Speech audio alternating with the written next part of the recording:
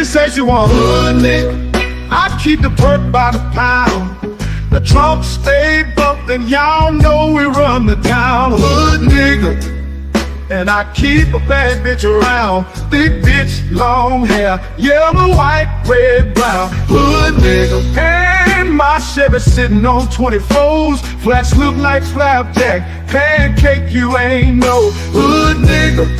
I'ma play the game how it go. They can take me out the hood, but I'ma keep it hood, folks. I'm on that good and alcohol. I got some down bitches I can't call. What's that? I don't know what I would do without y'all. I'm a ball till the day I fall. Yeah, long as my bitches love me.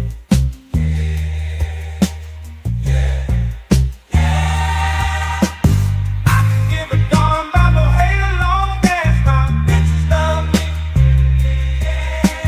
I can give a darn about no hate long as these bitches love me. I can give a darn about no hate long as these bitches love me.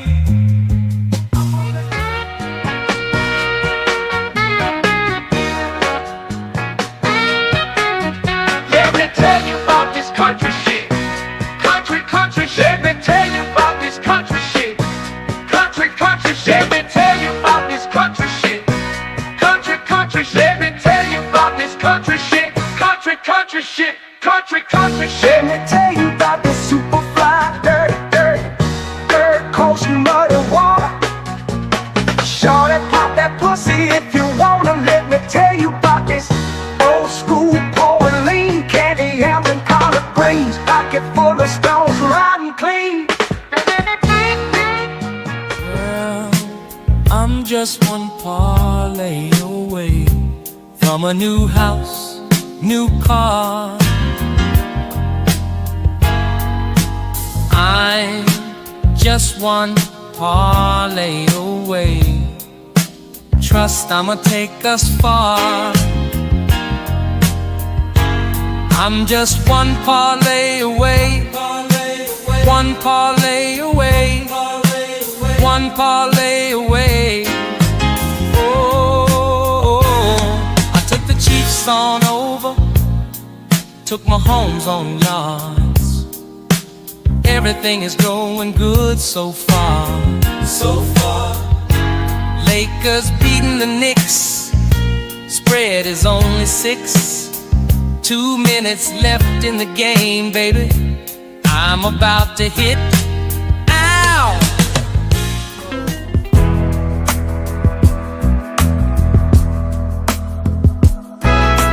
I need out, yeah, I need out. Blood pressure higher than a body count. Tomorrow she has to go. She's a mama. I think I married a hoe. Married a hoe. I said, mama, I think I married a hoe. I made a mistake, mama. No, oh no. I want you. A man can't do nothing for you. All these hoes ain't loyal. Ain't loyal. All these hoes ain't loyal. Yeah. These hoes ain't loyal. Yeah. These hoes ain't loyal.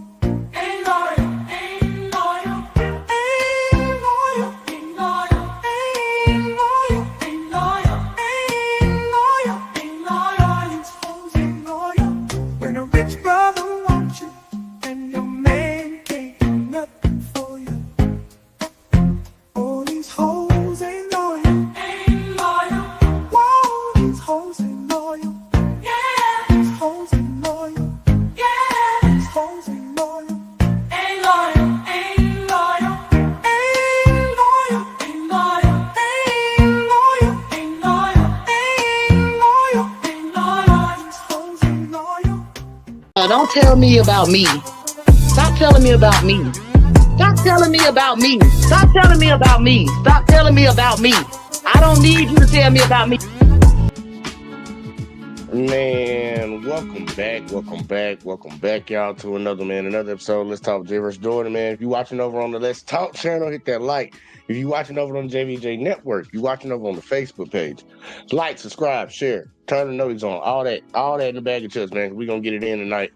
About to have a very uncomfortable conversation. If y'all don't know, but I think y'all read the title, and I know y'all see the poll if you're watching over on Let's Talk. Answer that poll. I want to see what y'all think. We are going to have a deep conversation about some of the issues, the glaring issues that this country, in my honest opinion, refuses to address. And that people placate that nothing is happening. But constantly we see actions constantly being done that seems to target certain people. So we're going to talk about it. There's a gentleman on one side by the name of Tim Wise that's going to argue a point that I highly agree with. And then there's going to be another man on the other side by the name of Ward Connerly, some shit like that. Black man who's going to be arguing a point that I highly disagree with. And everybody else can make their own decision. Shout out to Shiesty Bum. She said, "What's this?" That's her catchphrase right there. Shiesty, is gonna be some shit that you might like. I don't know. Might piss you off too. I don't know. I don't know how people will feel about this because I don't know how y'all be thinking sometimes. But either way though, we're gonna jump into the video, y'all. I hope y'all ready. Get your popcorn, get your drink, get your smoke, whatever you gotta do. Get it ready because we about to break it down. And we're gonna have a actual debate at the University of Pennsylvania, y'all. Talking about something that they say we don't need to have no more. Check it out. Well, I bring you greetings as one of the leading self-proclaimed anti-racist activists in the United States. I appreciate Chad and the folks at ISI putting this debate together, and for all of you coming out. I know it's a busy week. In terms of answering the question that's been put to us this evening, is affirmative action good for America? I want to be very clear about my position so as not to mislead anyone. While affirmative action is certainly not an end-all be-all, it is certainly not sufficient if we are serious about creating racial equity in this country. I nonetheless am quite clear that it is an important mechanism, not sufficient, but nonetheless important for obtaining that goal. So I have very little trouble answering the question in the affirmative that affirmative action is indeed good for America, and it's good for the very same reason it was in the eyes of none other than Ronald Reagan, who I will tell you I have great pains to agree with on anything. But who in 1974, as an outgoing governor of the state of California, one of the very last acts that this man, who of course would change his mind on the road to the White House, one of the very last things that he would do in office in his waning weeks was to sign into law the very affirmative action programs, many of which were eliminated, at least in part with the help of the gentleman I'm debating this evening, when Proposition 209 was passed in that state in 1996. And when Reagan signed into law those policies, which we now derisively call racial preference so as to delegitimize them, this is what he said. This is not me. This is what Ronald Reagan said. He said, "Time and experience have shown that laws of non-discrimination are not enough. Justice demands that each and every citizen consciously adopt and accentuate a real and personal commitment to affirmative action so as to make equal opportunity a reality." What Reagan was suggesting, as hard as it is to believe now, in retrospect, knowing what we know about him ideologically, was that it was not enough to simply pass civil rights laws as we had done in the 1960s, imploring folks to treat everyone equally and to refrain from discrimination. He was suggesting that long entrenched patterns of discrimination against peoples of color and preferences and privileges and head starts for those of us who were white had created such an uneven playing field in this nation that conscious efforts, deliberate efforts at inclusion had to be made. And Reagan was right in 1974. And again, And I want y'all to understand what he just said right there, because there's a big argument about, like DEI, affirmative action. That's been something that's been attacked our entire lives. I don't know how old most of y'all are, but I'm pretty sure it's been your entire life, no matter what your age is. It's been attacked by one side of the government. And a lot of people try to say, well, you can't fix the problem of discrimination by discriminating against another group. That's the way. And that's the narrative that they try to frame it under. It couldn't be any further from the truth. But Tim Wise is speaking on that topic, on that narrative. And remember, this is the most oxymoron kind of thing going on right now. You got the white guy arguing for the black people. You're going to have a black guy arguing for the white people. Just keep watching. Pains me to say the words Reagan was right, but it was true. And the logic of that day still holds, as I'll demonstrate in just a few seconds.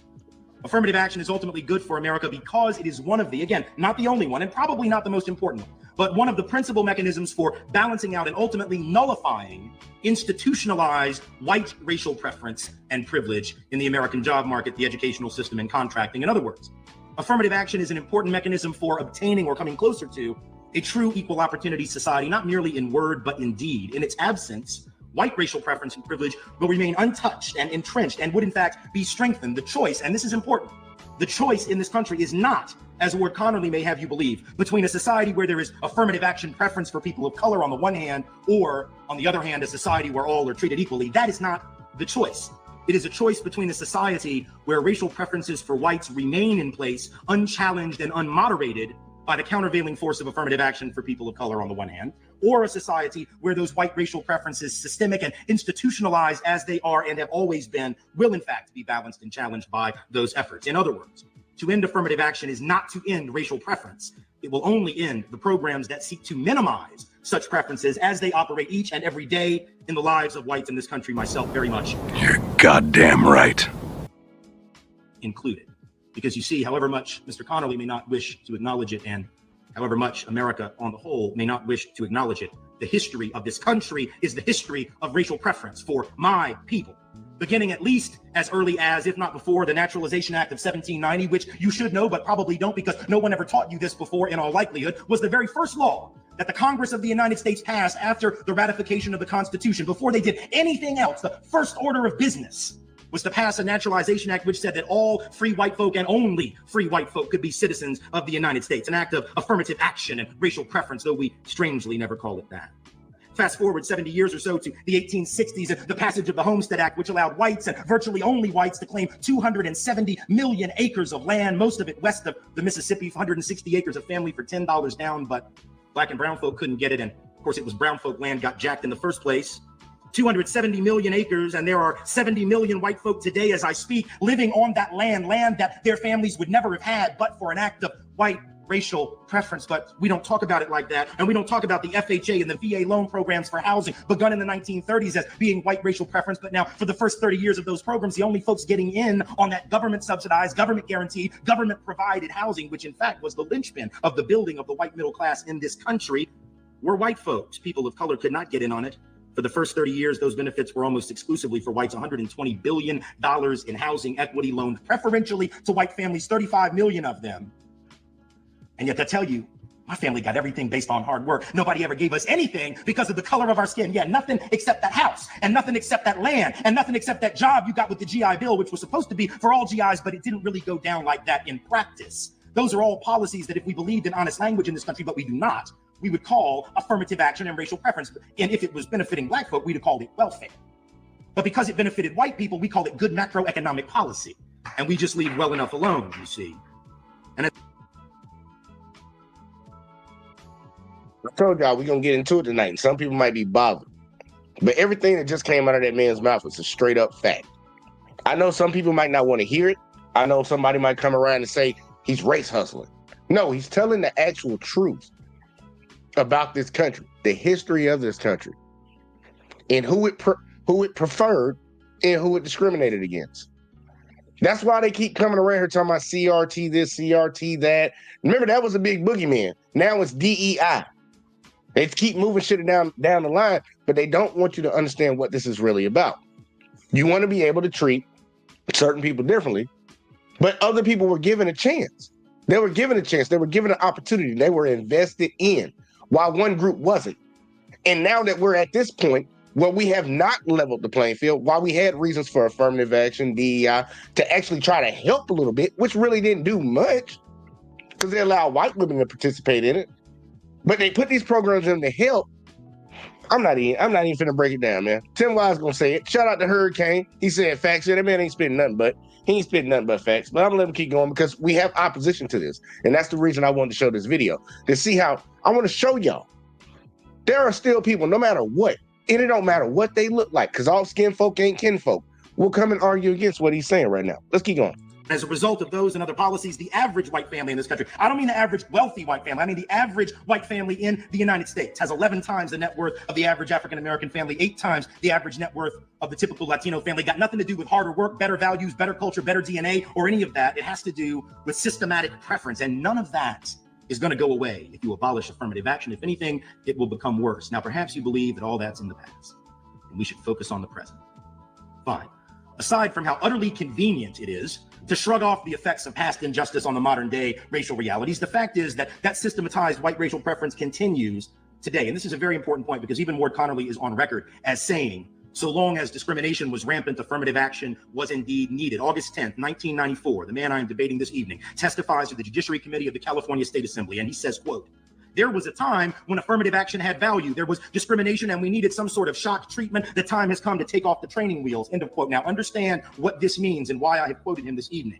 It means that Mr. Connerly cannot claim this evening to oppose race-conscious efforts like affirmative action on principle, because he is on record as admitting that as long as racial discrimination is rampant against folks of color, the programs are needed, which means, my friends, the only issue before us tonight, the only one, is whether systemic discrimination still indeed exists against folks of color. If it does, and don't you just know I'm about to prove it, then his own words suggest that the debate is over and affirmative action is both necessary and good. So what is the truth today? Not 30 years ago, not 50 years ago, but right about now. Well, for one, the Office of Federal Contract Compliance Programs, that's the agency charged with monitoring compliance with affirmative action and civil rights law more broadly, has reported that upwards of 75% of all companies covered by equal opportunity requirements, not just affirmative action now, but even the Civil Rights Act of 1964, that 3 out of 4 of those companies covered by the law are in substantial violation of the law because of ongoing patterns of discrimination, not against white people, but against folks of color. The problem is that our government does not prioritize civil rights enforcement and never has done so, be it run by Democrats or Republicans. And so the Office of Federal Contract Compliance Programs only has about 4,000 monitors on their payroll, whose job it is to check up and see if folks are following the law. That is so few that it's only enough to check up on each company once every 46 years and determine whether or not they're in compliance. There's literally no deterrent then to prevent that kind of discrimination. As such, discrimination against people of color continues unabated, whether we wish to see it or not. Moving on, 3 years ago, a study from MIT and the University of Chicago, both of their econ departments, found that job applicants with white-sounding names, 50% more likely to get a call back for a job interview for an actual job than folk with black-sounding names, even when all relevant qualifications merit indicators are indistinguishable from one another. Important for 2 reasons. Number one, it suggests a pattern of ongoing discrimination against folk of color, and it disproves quite mightily this notion of reverse discrimination, because if indeed it was white folks that couldn't catch a break in the labor market, and if indeed it paid to be black,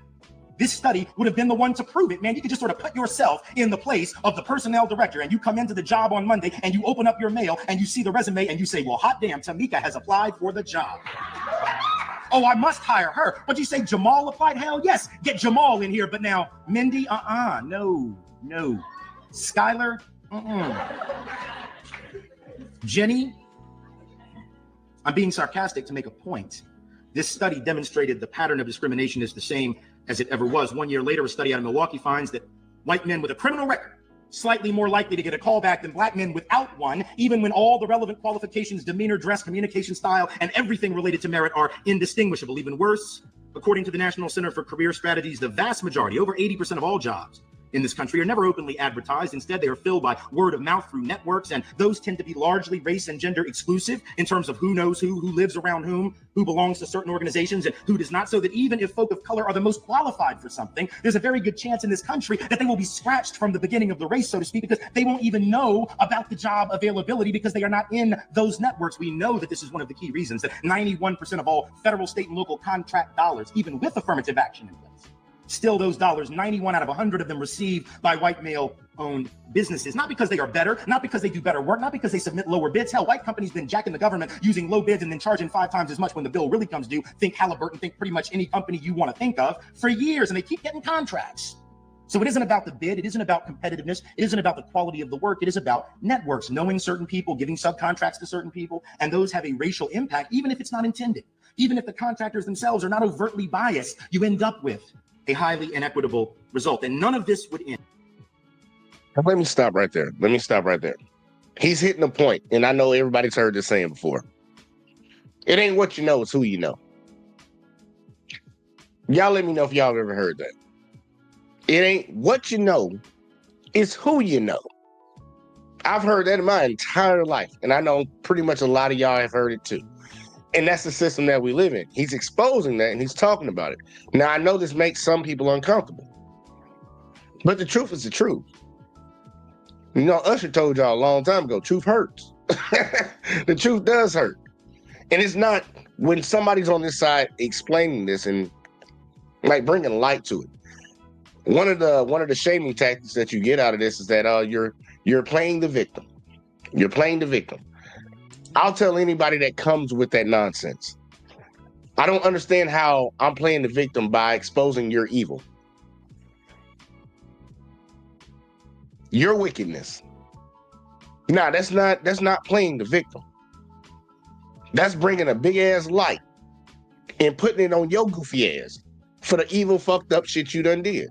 Don't ever let somebody say you're playing the victim when you're speaking on these type of issues. If you factually correct in what you're saying, you're not playing no victim.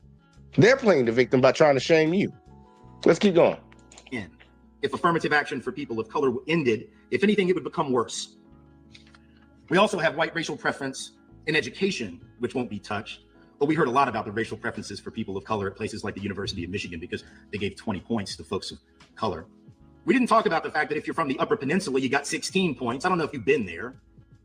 The snow is not the only thing white in the Upper Peninsula of the state of Michigan. So when you give a preference on that basis, it ends up being racial. 4 points for the children of alumni, 92% of whom or more are white. If you went to one of the top schools in Michigan, you got 10 extra points. But who are the folks that went to those schools? Disproportionately white and affluent. If you had an AP curriculum throughout your junior and senior year, you got 8 extra points, which seems fair on face, but it's not, because the schools that serve mostly white students, not only in Michigan, but around the country, have 3 times as many AP and honors courses offered per capita as the schools that serve students of color. All of that is what I mean when I say systematized white racial preference.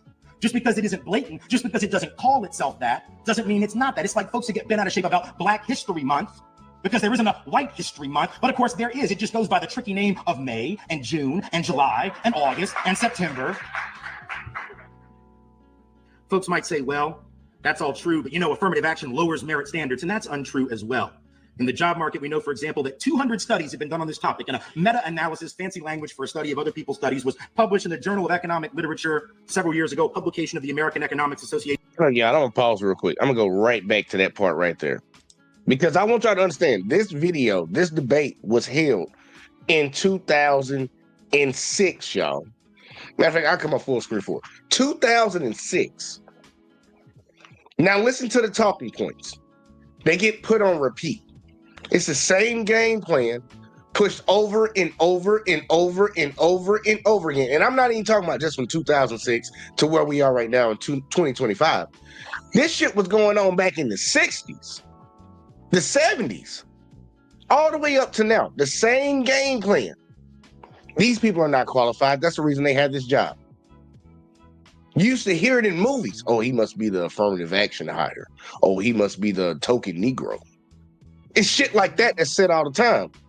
This is the same talking point, the same game plan that they've been playing with. I'm gonna let them say it again. So, for example, that 200 studies have been done on this topic, and a meta-analysis, fancy language for a study of other people's studies, was published in the Journal of Economic Literature several years ago, publication of the American Economics Association, finding that those persons who have benefited from affirmative action perform equal to or better than their white male counterparts once they are given the opportunity to prove themselves. And in terms of education, we know that the SAT and the LSAT, the MCAT, the GRE are pathetically correlated with overall college performance.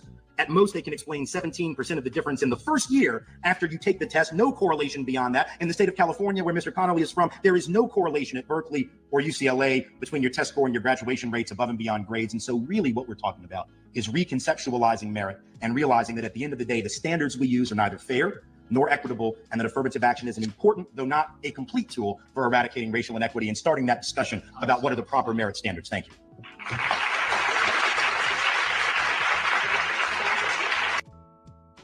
All right, now, y'all, and I'm gonna say it, I bet. I don't know what's about to come out of this man's mouth, but I know this next man is gonna be a Sambo. I'm just gonna call it right now. I haven't watched this video, but I got a feeling this guy's gonna be a Sambo. I'm judging ahead of time, y'all. I'm doing the wrong thing. I'm doing exactly what I'm telling y'all now. Don't judge the book by its cover. I'm about to judge a book by its cover. I bet money this next dude gonna be a Sambo. But let's see what we got, because it's a black man.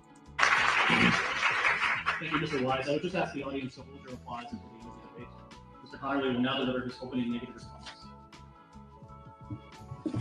Good evening. I am delighted to be among you. When Mr. Wise comes out of his shell, he's going to be all right. I wish life were as simple as he makes it appear.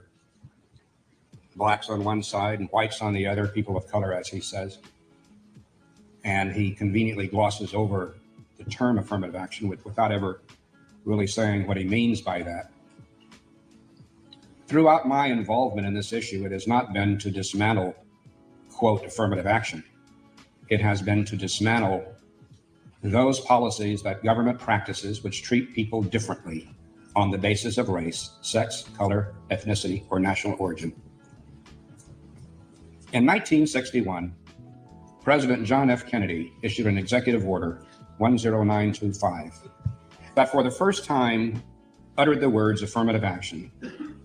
And that executive order commanded all federal agencies and those doing business with the federal government to take, quote, affirmative action to ensure that no one would be discriminated against when doing business with the federal government on the basis of those prohibited factors of race, color, and the like. After his assassination, the Congress ratified what President Kennedy had put into place in his executive order in the 1964 Civil Rights Act. And that act guarantees you and I and everyone in this room the right to equal treatment, quote, without regard to race or color. Now, it's awfully seductive for someone to say that our society is racist at its core and that we have to use these tools, to use the common coin of the currency in this debate, to mitigate against that institutional racism. But as a nation, we're supposed to have certain ideals. We're supposed to practice those ideals. We have certain laws. We have a certain culture that prizes the concept of fairness. We're not always fair, but when we invoke that principle of fairness, generally, we can get people to do what is right based on that principle of fairness. You hear what he's trying to display to y'all? Talking about hope, man. Look, if we got laws on the books, y'all, if we invoke that thought that we should treat everybody equal, just think about if we did it, everything would be great. That ain't the case, buddy. That's not the case. That's not the society that we live in. That's not the country that we live in. That's not the history of this country. It's all good speak. You talking about what you want to happen. He's talking about what is happening. We have a contrast going on right now, but I'm gonna let him keep going, man, because I don't want to interrupt him too much. I want him to get it off. One cannot argue logically the position that Mr. Wise takes. You cannot argue that people should be treated differently on the basis of race, regardless of the construct that he makes. You cannot get from here to there by saying that there are different classes of American citizenship, and some of us are entitled to one form of treatment, and others are entitled to a different form of treatment. Some of you may not be familiar with Proposition 209 that passed in California by a margin of 55 to 45. Let me share the language with you. Quote, the state shall not discriminate against or grant preferential treatment to any individual or group on the basis of race, sex, color, ethnicity, or national origin in the operation of public employment, public education, or public contracting. That's it. That's the language that Mr. Wise finds so objectionable. Nowhere in there are the words affirmative action mentioned. Not because we're trying to be cute about it. I'm stopping right there. I'm sorry, y'all. I wasn't going. I'm trying my best not to stop, but I'm getting triggered. That can be written. Now, picture what he said. Let him say that last little part. That proposition that they got in California says exactly what again? State shall not discriminate against or grant preferential treatment to any individual or group on the basis of race, sex, color, ethnicity, or national origin in the operation of public employment, public education, or public contracting. Picture that, y'all. And that sounds great. That sounds completely great, 100%. I can get behind that, y'all. Look, we're not going to show any bias, any special treatment towards anybody, no matter what your race, religion is in this state. We're not going to do it. Everybody's coming to the playing field right here. You both got the same equal opportunities, right?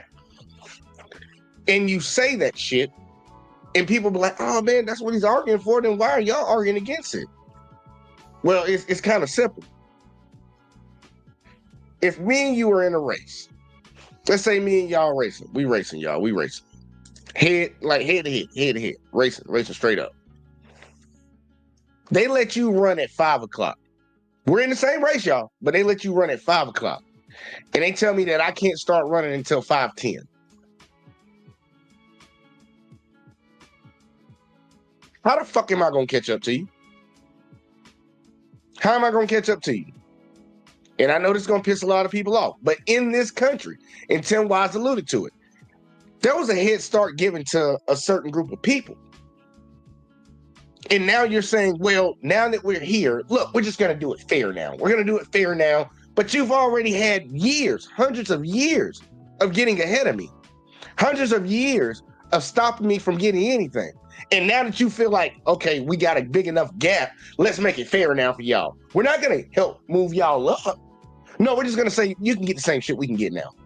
The stuff we've been benefiting from that we ain't been allowing you to get, you can get it now, so now it's fair. Even though I got this 400 years, thousands of years. I don't know how long it's been. It ain't been 1,000, y'all. It ain't been 1,000. But all this time to accumulate wealth, accumulate power, now I'm going to make it fair for you. He's arguing against affirmative action, DEI, things of these sorts. The Civil Rights Act shit. You can't argue. That's the dumbest shit in the world to argue. You can't say that I let Timmy fucking get out here and score 60 points in the game, and now I'm gonna let you play against Timmy, and you need to beat fucking Timmy. You're able to compete with Timmy now. Timmy already got 30 points on me. You let him shoot the ball in the hoop enough times to get 30 points, and now you're telling me now that I'm in the game is fair. No, you have to account for those early 30 points and fix that so then it can actually be fair. But he doesn't want to do that. And a lot of people keep arguing that shit in 2025. I hear them, and they're all on the fucking right. They act like everything's fucking fair. No, it's not. It's not. If you don't address the grievances of the past, the wrongdoings of the past, we're never going to be fair. We're never going to be fair. Yeah, y'all can buy houses now, but we ain't let y'all buy houses for fucking 100 fucking years. You can buy them now. Well, y'all done bought up all the good goddamn houses. What house I'm getting? Well, you can stay over there in them projects. It's like, yeah, but it's fair. No, it's not. This motherfucker crazy. You see, Hurricane said he sound like he loves his master. You right. You see, up in the building, he said 40 acres and a mule was never given to us. Not at all. And I actually got a question for y'all a little bit later on. Because I asked it last night and it was I got a very interesting response. But either way though, let's keep going. I'm gonna let old buddy keep talking. He keep trying to act like everything's fair. Like one day, look, like I know I've been fucking you up for the last I don't know how long, but now I'm gonna make it fair and it's all fair across the board. No, it's not. Motherfucker, what are you talking about? That's it. That's the language that Mr. Wise finds so objectionable. Nowhere in there are the words affirmative action mentioned. Not because we're trying to be cute about it or to deceive anybody, because we think that words matter. Affirmative action means different things to different people. What I'm opposed to is that form of affirmative action that treats people differently. Different standards, extra points, whatever involves treating people differently by a government agency, I'm opposed to. Now, I'm in support of affirmative action if it means socioeconomic conditions. I supported as a UC Regent comprehensive review, which was selecting those students who went to schools that did not have the honors courses, for example, or schools that had a history of underperformance. I support that form of affirmative action because I found that the University of California never sent outreach people to those schools. They did not have honors courses. Therefore, they could not get the 4.2 and the 4.4 to make them competitive for admission to Berkeley or UCLA. or UC Santa Barbara or UC San Diego. I supported affirmative action when it meant giving a break of sorts to a student who had never had a parent go to college. I oppose unalterably treating people differently on the basis of those prohibited factors of race, sex, color, ethnicity, or national origin in public employment, public education, public contracting. If we're going to have a system in which we do have this two-tiered citizenship, as Mr. Wise would have you want, one for whites and one for people of color, how long? How long do we do that? How do we expect to have a civilized society without people being at each other's throats in that kind of a society? What is it saying about people like me for Mr. Wise to patronizingly suggest that we cannot compete? How long are we to be consigned to this presumption of our inadequacy? Anyone who presumes my inadequacy is not a friend of mine, no matter how great it might sound. I see that he doing something that I know a lot of ladies do. They try to shame you into making people think that you said something that you didn't say. Saying that I can't compete never came out of Tim Wise's mouth. Tim Wise pointed out that it's hard for me to actually compete because of the things your people have done. Not this guy on here, but the other people that he's speaking for. You put barriers in front of me. You put obstacles in front of me when you had a straight path. And you're saying that's him saying that you ain't competent enough to do it? No, he's just saying that you have obstacles in your way. You have obstacles in your way. I think one time he said that he agreed with giving these kids that come from disadvantaged situations an opportunity because they didn't have the courses to go to. But then he's saying he's not for putting people in a position or helping people get an opportunity that they would have never got because they didn't have, like, I don't understand your argument, buddy. I know you're arguing against it, but I don't understand your argument.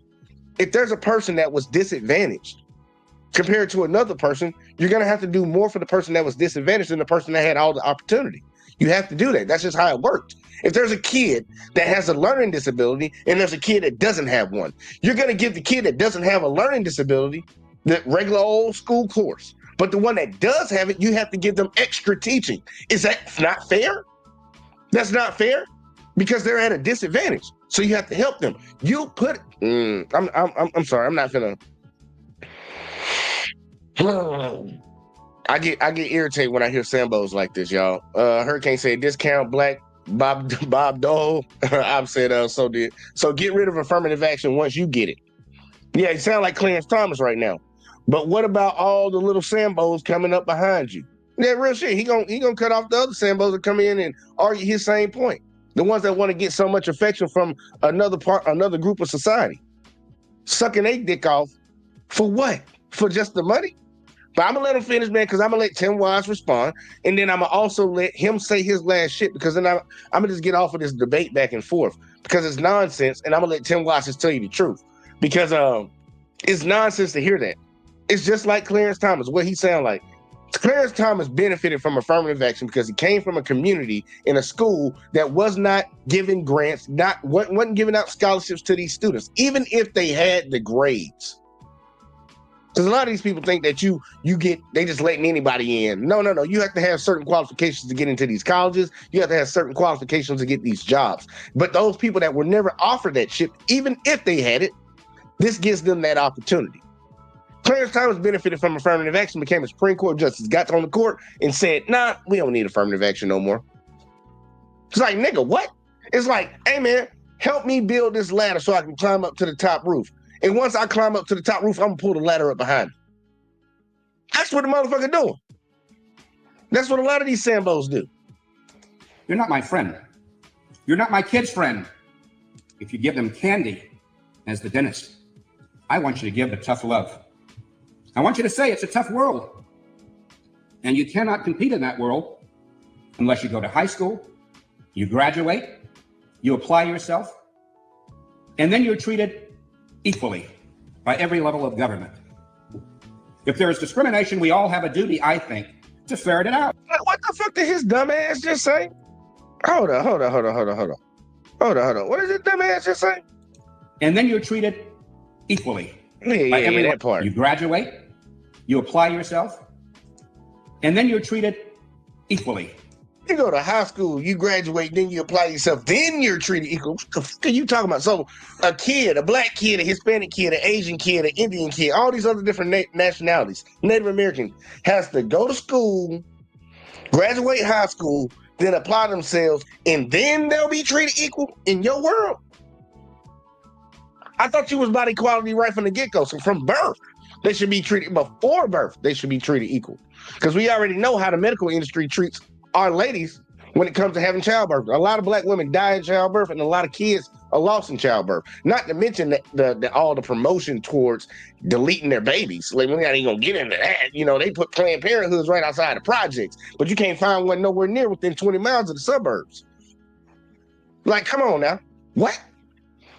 Until they graduate high school and apply themselves, then you're treated equally. A dumb fucking shit. Man, look, I don't know. Hurricane said he deserves a sweet chin music off stage. Like, real shit, man. This dude's Sambo hard. But I'm gonna shut the fuck up. I'm gonna let him finish, man, because Tim Wise gonna get his ass. By every level of government.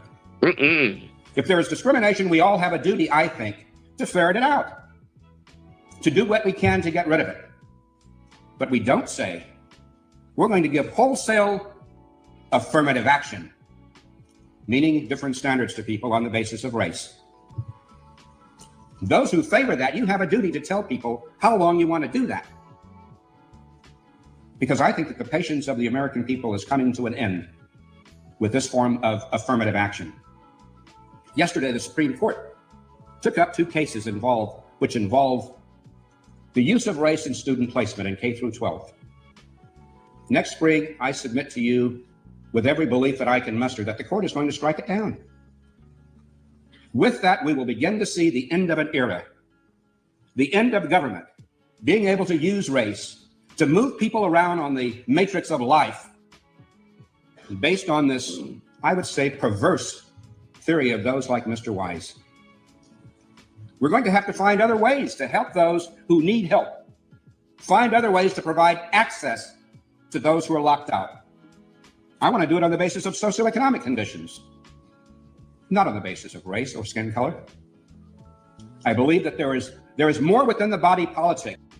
Did somebody get the socioeconomic position if race wasn't involved? Ask yourself that question. Tim Wise pointed that out. Homestead Act, white people, $10, get all this land you want. Hey, we're not hiring black people for these jobs right now. We're only hiring white people. Segregation, Jim Crow. But you want to hire on socioeconomic stat. What the fuck? How do you think they got in the position at the end? It still goes back to the racism, buddy. To support that. And there is on the basis of race.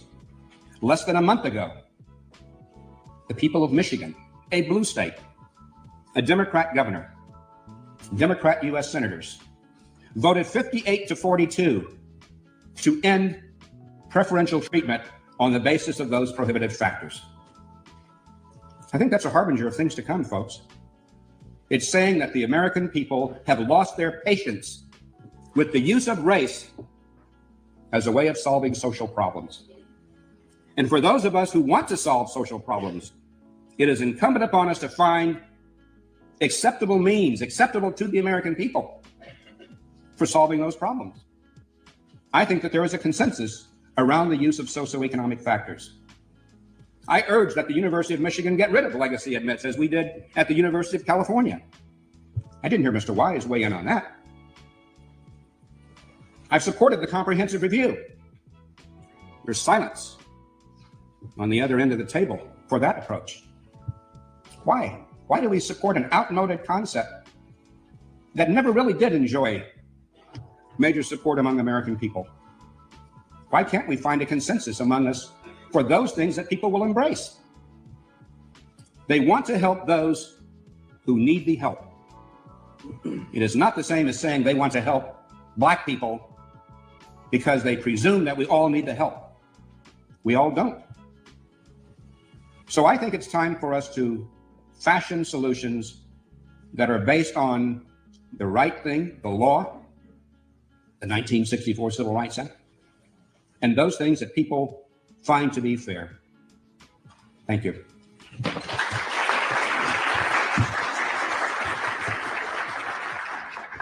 applies. That's 5 minutes. Get him, Tim.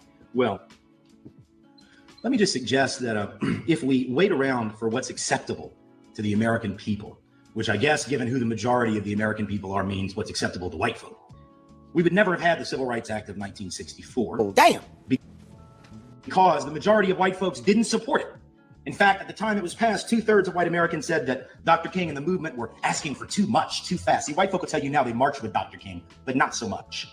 2/3 of white folks in 1964 said the Civil Rights Act should be enforced voluntarily and we should just trust employers to do the right thing. So pardon me if I'm not prepared to wait around for what the majority thinks is a really good idea, because the majority thought segregation was a great idea. The majority thought that slavery was a fine idea, that killing indigenous folks was fine, stealing half of Mexico was fine.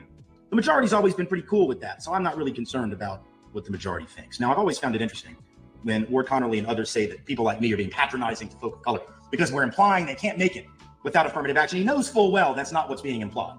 He knows full well that the implication is simply that no matter how hard one works, no matter how talented one is, racism actually matters. Discrimination actually has an effect. Certainly we know that to be true. There were plenty of folks who worked real hard in the early part of the 1900s, but it was Madam C.J. Walker who became the first black millionaire in 1911. Didn't mean everybody could have done it, right? Because there were 62 black folk got lynched that year. So it wasn't a real good year for black people.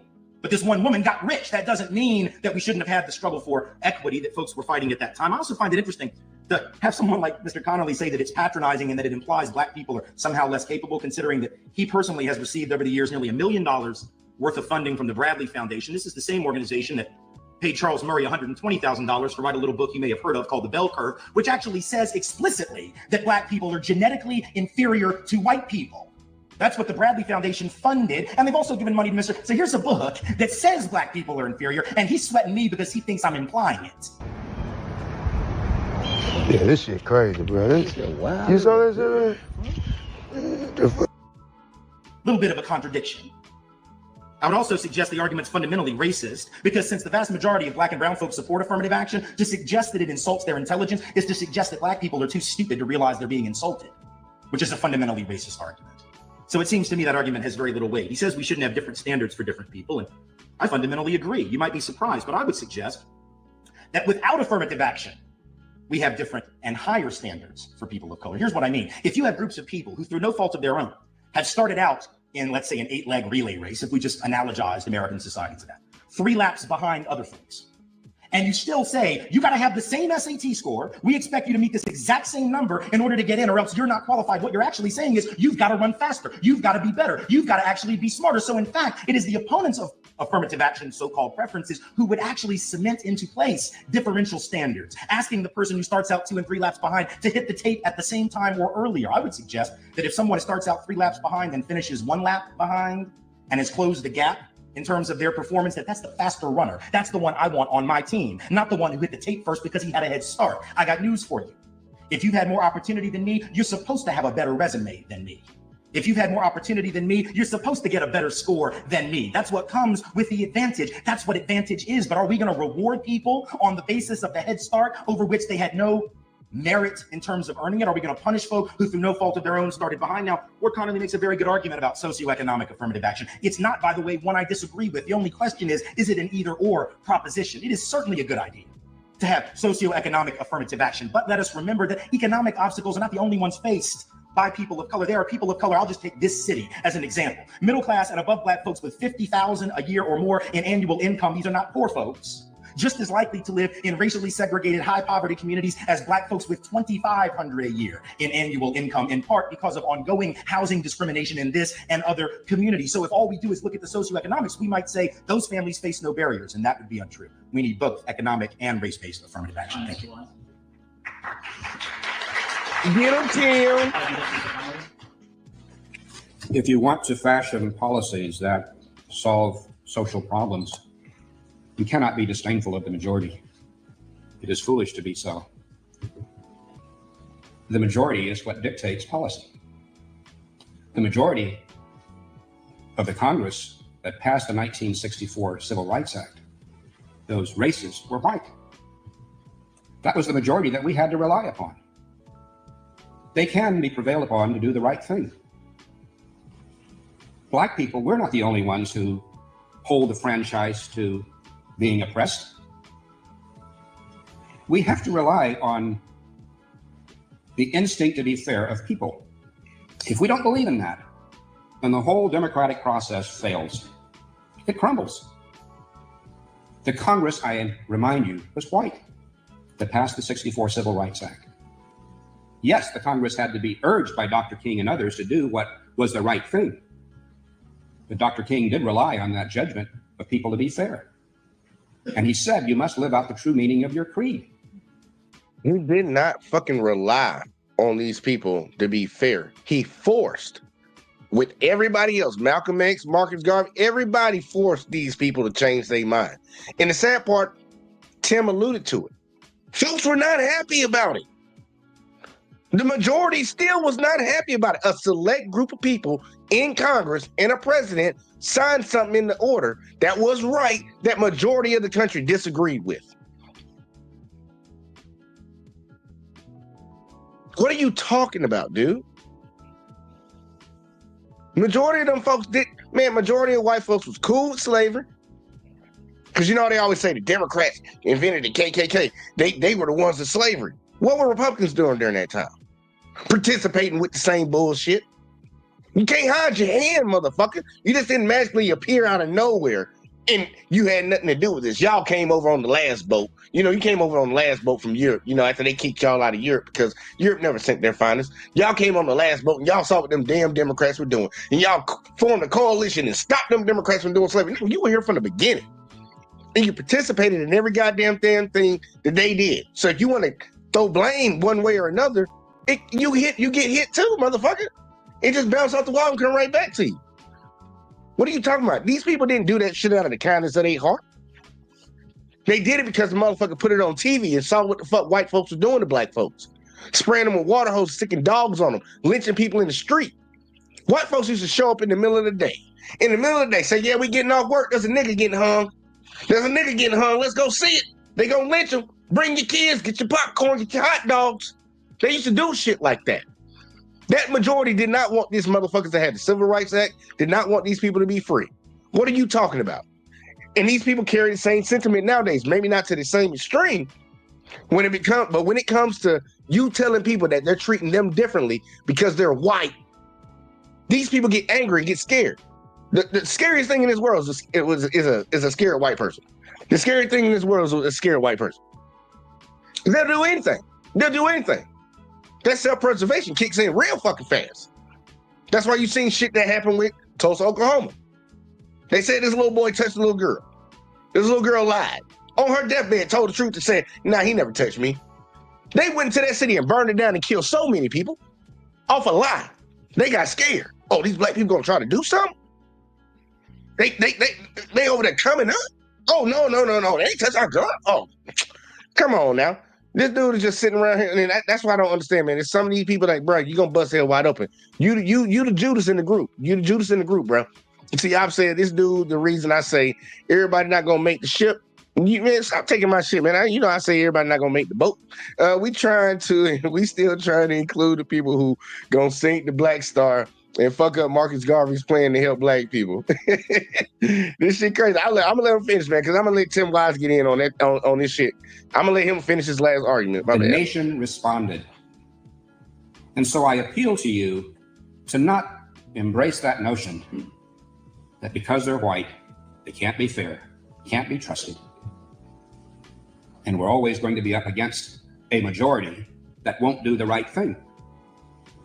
42% of the people who voted in favor of keeping preferential treatment. And by the way, those were the words that Sandra Day O'Connor used, race preferences, when she cast her 5-4 vote in favor of the University of Michigan. So it's not just my term. The term race preferences has meaning to those who are involved in this issue.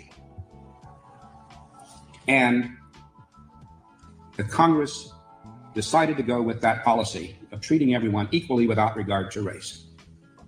And I renew my assertion that in order for us to be a society that remains true to what we believe in, we profess to believe in, we have to be true to that policy of treating everyone as an equal. I don't see how we as a society can survive with people expecting and getting different classes of citizenship. Statistics don't matter in this debate. Statistics don't matter. The whole idea of history 40 years ago or 100 years ago doesn't matter, because the court has said we're not here to cure societal ills. The only rationale for using race is the pursuit of diversity. And I submit to you that is on very, very tenuous grounds. And so, as we begin to... Past don't matter, y'all. The past don't matter. Y'all heard him say it. Past don't matter. Get over it. Even though they celebrate the 4th of July, President's Day, all this woo-woo shit, you know. look forward to what kind of a policy paradigm we're going to have with regard to this very contentious issue of affirmative action or race preferences, you have to rely on the majority, because in state after state, the people are striking down preferences. You have to trust the instincts of people to be fair, because people who are in the Congress, whether we like it or not, are largely white. And we have to believe that they're capable of doing the right thing for our system of government to survive. Oh, Master, do the right thing. We have thing. to find something other than race if we want to expand access to people who are now locked out of the system. And I submit socioeconomic conditions are the way to go. Thank you. Yeah, boo. Get that nigga off stage. Boo. You suck. He's in a very privileged position, y'all, whether y'all know it or not, to be able to speak like that. To take advantage of programs that were put in place to give him an opportunity that he would not have gotten if those programs were not in place, to now try to strip them away from other people is embarrassing. It's embarrassing. That's why I look at some older folks that talk about, I don't know what these young kids are doing nowadays. Why don't they just work harder and then they'll make it? And it's like, how much did you buy a house for back in the day? And then you look at the housing prices now.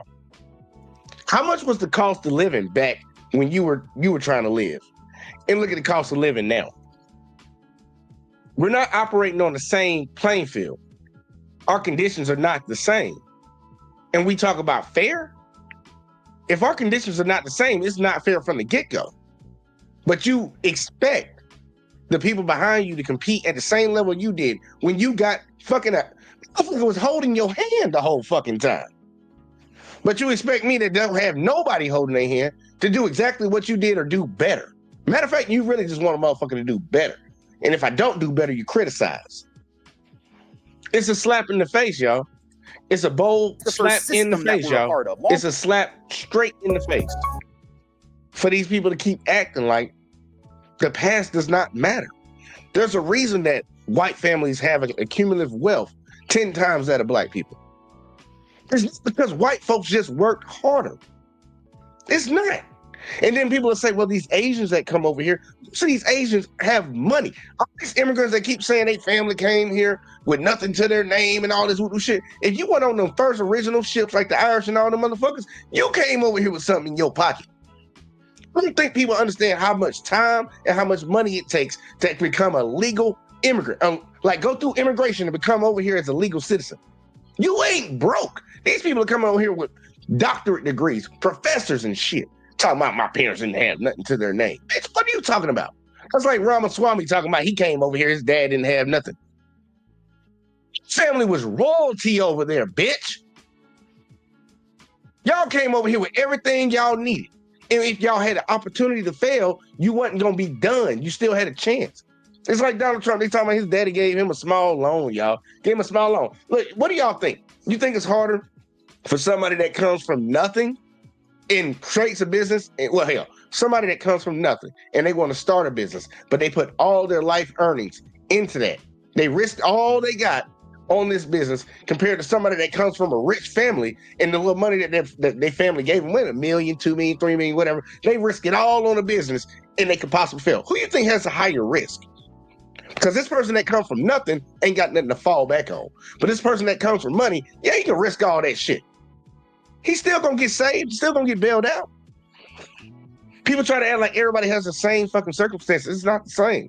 And there's a reason why it's not the same. Because we've had legal things done, laws written policies written to keep certain people from being able to achieve certain things. It's crazy. I don't understand this shit. Hurricane said facts. Fucking Op said they don't want us around them. They don't even have the balls to say, I don't want black people around me and I don't want to hire black and brown people. Like, for real. And I would love if people just came out and just call it how they see it. I'm gonna ask y'all a question I asked last night before we get to this next video. And y'all let me know what y'all think. Y'all tell me. There are right now, last time I checked, 48.5 million black Americans in America right now. 48.5 million. If you gave every last one of them $1 million, it'd be $48.5 million. I said, what if the United States government gave every black person in America $10 million and said, look, we give y'all this, we done with the racism, we chalking it up, everything's fair now. Would you accept the $10 million? For me, I would. I'll take $10 million. Because you know what? I'll go on about my business. Regardless of whether I decided to stay here or whether I decided to go somewhere else. I'll take that $10 million and I'll chalk it up to the game. Would you take it? Because I heard last night that you took it, you a sellout. And I'm like, what's the other alternative? But either way, though, y'all let me know what y'all think. Would you take 10 million or not? Because that'd be 480, which honestly, I would say we need to get at least $1 billion. Get $1 billion and break it up between the 48.5 million black folks. Get $1 billion. Break that shit up and see what we get. But we better go to the next video because Tim Wise, I don't want to hear Sambo. I'm going to let somebody just tell the truth. And we need to have a come to Jesus moment in this country, y'all. We need to have a come to Jesus moment. And the main reason we're doing this is because we have somebody in office right now. And every time this person got in the office, the racists seem to come out of the woodwork. They love to come out of the woodwork when they feel like they got somebody that's got their back. And it's like, I ain't saying Donald Trump racist, but I'm just letting you know the racists like him really. They like him a lot. You know, they like him a lot. And I ain't gonna lie, he is racist. I ain't got to sit here and pretend about that. So all y'all that support me, you supporting the racists. I don't give a fuck what you talking about. But oh yeah, I'm saying make sure it's untaxed. Oh yeah, guaranteed. It's and no taxes on it. No taxes on that. That's just straight up cash in your bank account. No taxes on that. You ain't taxing our. I don't think they tax settlements because that's what it would be. And us as black folks need to come together as a whole and sue the federal government. That's what we need to do. We need a class action lawsuit and sue them. But either way though. Tim Wise is about to get in. I'm gonna let him preach.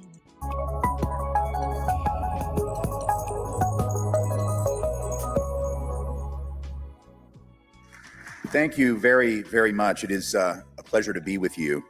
And I want to thank everyone who was involved. And we're stepping up in time, y'all. We're stepping up in time. We're getting to just last year, all right? Last year. That last one was 2006. This is last year. They're making it possible for me to be here. I do want to say as a bit of a disclaimer, and I've been doing this like for the last year because I feel it's sort of necessary. Since we've only sort of recently, like in the last year or so, those of us who do this work really gotten back into the habit of doing it live. You know, we were doing the Zoom thing pretty much consistently for a couple of years and then sort of hybrid stuff where it was probably half the time or more was Zoom. So after a while, we all sort of got habituated to not being in front of live audiences, which is far better. I think it's far better for you. It's certainly far better for me. But as a matter of disclaimer, I just want to say when you've been doing Zoom calls for a couple of years, for the vast majority of your events, you get very used to not looking around, right? Your head doesn't pivot because you're looking at your screen. And they always tell you when you're a public speaker, you're supposed to keep your head on a swivel. You're supposed to look over here, look in the middle so everyone feels included. Nobody feels left out. The problem is for 3 years now, I've been mostly on Zoom. So there's a very good possibility that throughout the course of my presentation, I'm just going to be fixated right on you because you are the green light at the top of my computer that tells me the camera is working. I'm not trying to be creepy. I'm not trying to freak you out. And I'm not like suffering some form of hypnosis or trance. It's just that that's the way that I've been habituated for the last few years. So please forgive me if that happens. Secondly, I want to say as part of the introductory comments here that, you know, the title of the presentation was mentioned to you a second ago. And I don't know if you had heard it before a few minutes ago, but now you have. Beyond Diversity, Steps for Uprooting Racism, Privilege, and Institutional Inequality. That title is doing a lot of work. There are a lot of words in that. And they do a lot of work in a lot of different ways for a lot of different people. So what I have to do now, because this is America, and so I have to do this.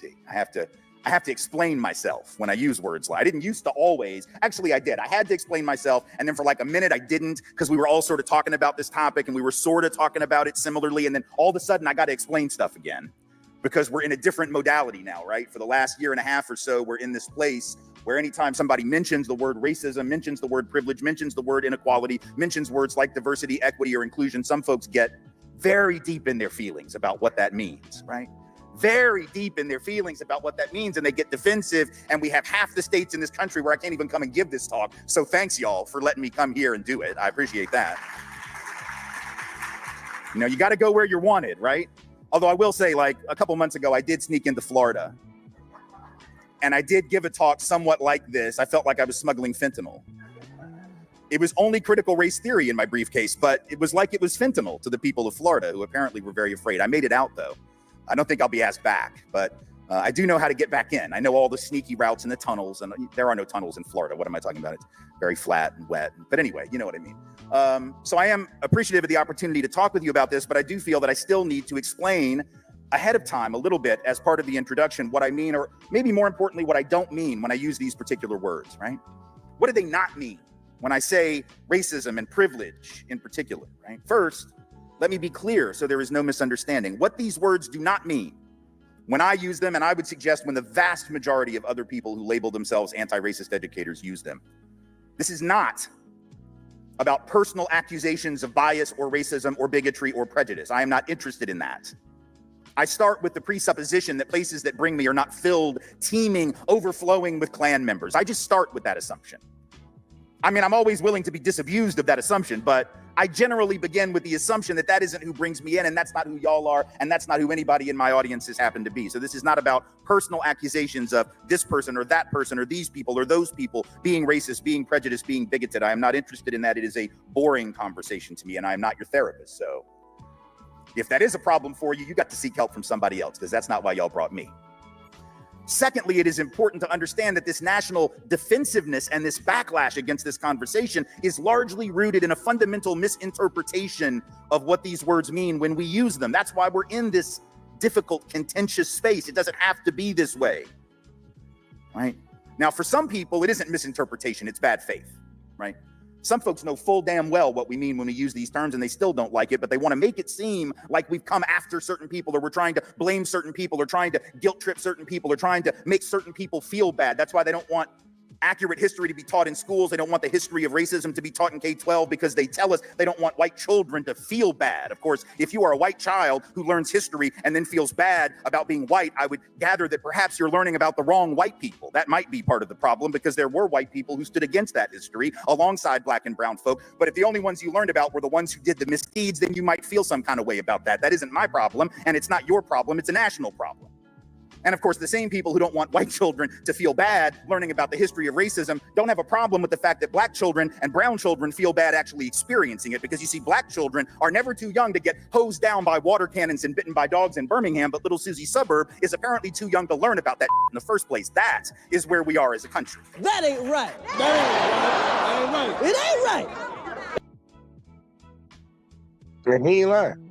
Man, I think he gonna cook in this one, y'all. I think he gonna cook in this one. But it is he alluded to something that's very important. For the people that get irritated when people bring up these issues, I look at them funny. And I think y'all should look at them funny too. Because if I'm not talking about you, I'm just talking about a group of people that happen to look like you, but not you. And you get triggered, do you espouse the same beliefs that they do? Because if I told you somebody robbed me and you defended the robber, I'm thinking you robbed people too. No, we're pointing out and coming at the people that deserve what they get, calling out the truth of what's happened. And if it doesn't apply, let it fly. But there's a lot of people that will be triggered with this video right now. And I think they need to go talk to Jesus about it. He'll tell them you're bad. See, I apologize, y'all. I've been at home for about a month. So this is like the first time out for the new semester. So y'all just gonna have to indulge, because I got some stuff on my mind. Okay, right? This isn't about making anybody feel bad. It's about being honest, telling the truth. Because if we can't tell the truth and we can't be honest, we can't move forward together. And that's what education is supposed to be about. And some folks are operating in bad faith, but for others, I think it's an ignorance in the pure sense of the word. I don't mean ignorant like I'm trying to be pejorative or mean when I say it. I mean, we're all ignorant about some stuff, right? Ignorant just in the sense of not knowing, not understanding. Like I'm ignorant about calculus, y'all. It's okay. I don't try to do calculus, and I don't try to tell you how it works because I didn't study it. See, that's why I'm bad at it, because they just didn't make me. I went to schools in Metro Nashville public schools, and they didn't make me take calculus. They were like, you got to take 2 years of math. That's it. I'm like, all right. I think they made me take 3, but I just took Algebra 1 over again in 9th grade. I took it in 8th, but then I'm like, I could just take it again. And then I took geometry, and then I'm like, I don't know, Algebra 2. I'll just do Algebra 2. I didn't even do trig, y'all. Not trig, not calculus. So I'm ignorant about that. It's nothing to be ashamed of. I'm not trying to judge myself for it. I'm not an engineer. If I were an engineer, being bad at math would be a problem, but I'm not, and therefore it's really not meant to be judgmental. By the same token, if we talk about racism, we're not trying to be judgmental. When we talk about it, we are talking about it as a systemic problem. A systemic problem that produces and reproduces and maintains inequalities between people on the basis of race. Isms are by definition systems. Capitalism, socialism, communism, fascism, authoritarianism. What do those things have in common? They're not just ways of thinking, they're ways of doing, right? They're ways of organizing a society. You create policies and practices and procedures and systems rooted in a particular way of thinking. And when we talk about racism in our institutions like educational systems, we're talking about that institutional level, that systemic level. This is not personal, as the saying goes, it is business. And it doesn't require bad intentions on the part of people in order to bring it about. That's a very important thing that we have to understand. Lots of times we want to get defensive when people talk about systemic racism because we think that they're calling us racist or saying that we have bad intentions or we're trying to hurt folks. I start with the assumption that most people are pretty good people, actually. I could be wrong, but I start with that assumption. I'm almost 55 years old. I'm too old to rethink that. I just assume most people are pretty good folks. Most people don't want to hurt people, but good people can get caught up in bad systems. And if you're a good person caught up in a bad or a flawed, unequal system, and you might not even realize how it's bad and flawed because we get so used to systems operating the way they've always been operating and we don't interrogate them. We don't think about them. We don't question them, right? That happens from the very first system that we ever come in contact with, which is what? Our family, right? That's the first system that we're a part of. Long before we join a workforce, long before we go to school, long before we have other institutional settings in our lives or systems, we're part of a family system. And how often do we grow up never questioning some of the junk and the nonsense that happens in our families? Or is that just me? I go to therapy and I'm clear on that and y'all are not. Like we all come from dysfunction, y'all. Some people are willing to admit it, some people are not. It helps a lot when you admit it, right? And when you start to question some of the stuff that you just took for granted that happened when you were growing up, and it happened when you were growing up because you know why? Your parents didn't question it when their parents did that mess. And their parents didn't question it when their parents did. And that's not disrespecting our parents and grandparents and multiple generations to acknowledge the mess, but it's saying that at some point, we have to begin questioning the systems that we're a part of. When we do that, we might find out that a lot of those systems are pretty good. Great, but we still have to interrogate them. And we might find out that some of those systems are deeply flawed. That's what we're talking about. It doesn't require bad intentionality. It doesn't require evil, bigoted, prejudicial intent in order to manifest racism. People get hung up on that because when they hear racism, they think it's the same standard of analysis as discrimination. Discrimination is a legal term. And it is legally actionable. And there are certain standards you have to meet when you bring a discrimination claim. Usually intent is one of them, especially if you're making a constitutional claim. If you're saying that someone violated your constitutional rights, let's say under the Equal Protection Clause of the 14th Amendment, you would need to be able to prove intent. You don't always have to prove intent if you're claiming a statutory violation, but it definitely helps in court when you're talking about discrimination. But the word racism is not a legal term at all. It's not a legal concept. It doesn't require the same standard of proof as a court of law when you're making a claim of discrimination. Obviously, if I were going to accuse someone or an institutional actor of discrimination, I would have to bring the receipts and the evidence of some level of intent. But we're talking about racism. That's a sociological concept, right? And as a result, or a philosophical concept or a political concept or whatever, but it's not really a legal one. So intent is not really the issue. The issue is what are the outcomes of this system, right? What is the outcome of the normal operating procedure of certain policies, practices, procedures, and you might say paradigms of thought, right? 4 Ps, policy, practice, procedure, and paradigm. The paradigm of thought that we bring to the institutional space that we share, because those policies, practices, procedures, and paradigms can produce inequality even when everyone in the space wants to get it right. And I'll talk about how that happens in just a second. Same thing is true when we talk about privilege. People get very defensive about that. And they assume that we're trying to place guilt or shame on them. But it isn't about that. Privilege is just the flip side of disadvantage. That's all it is. It's the flip side of disadvantage to have advantage.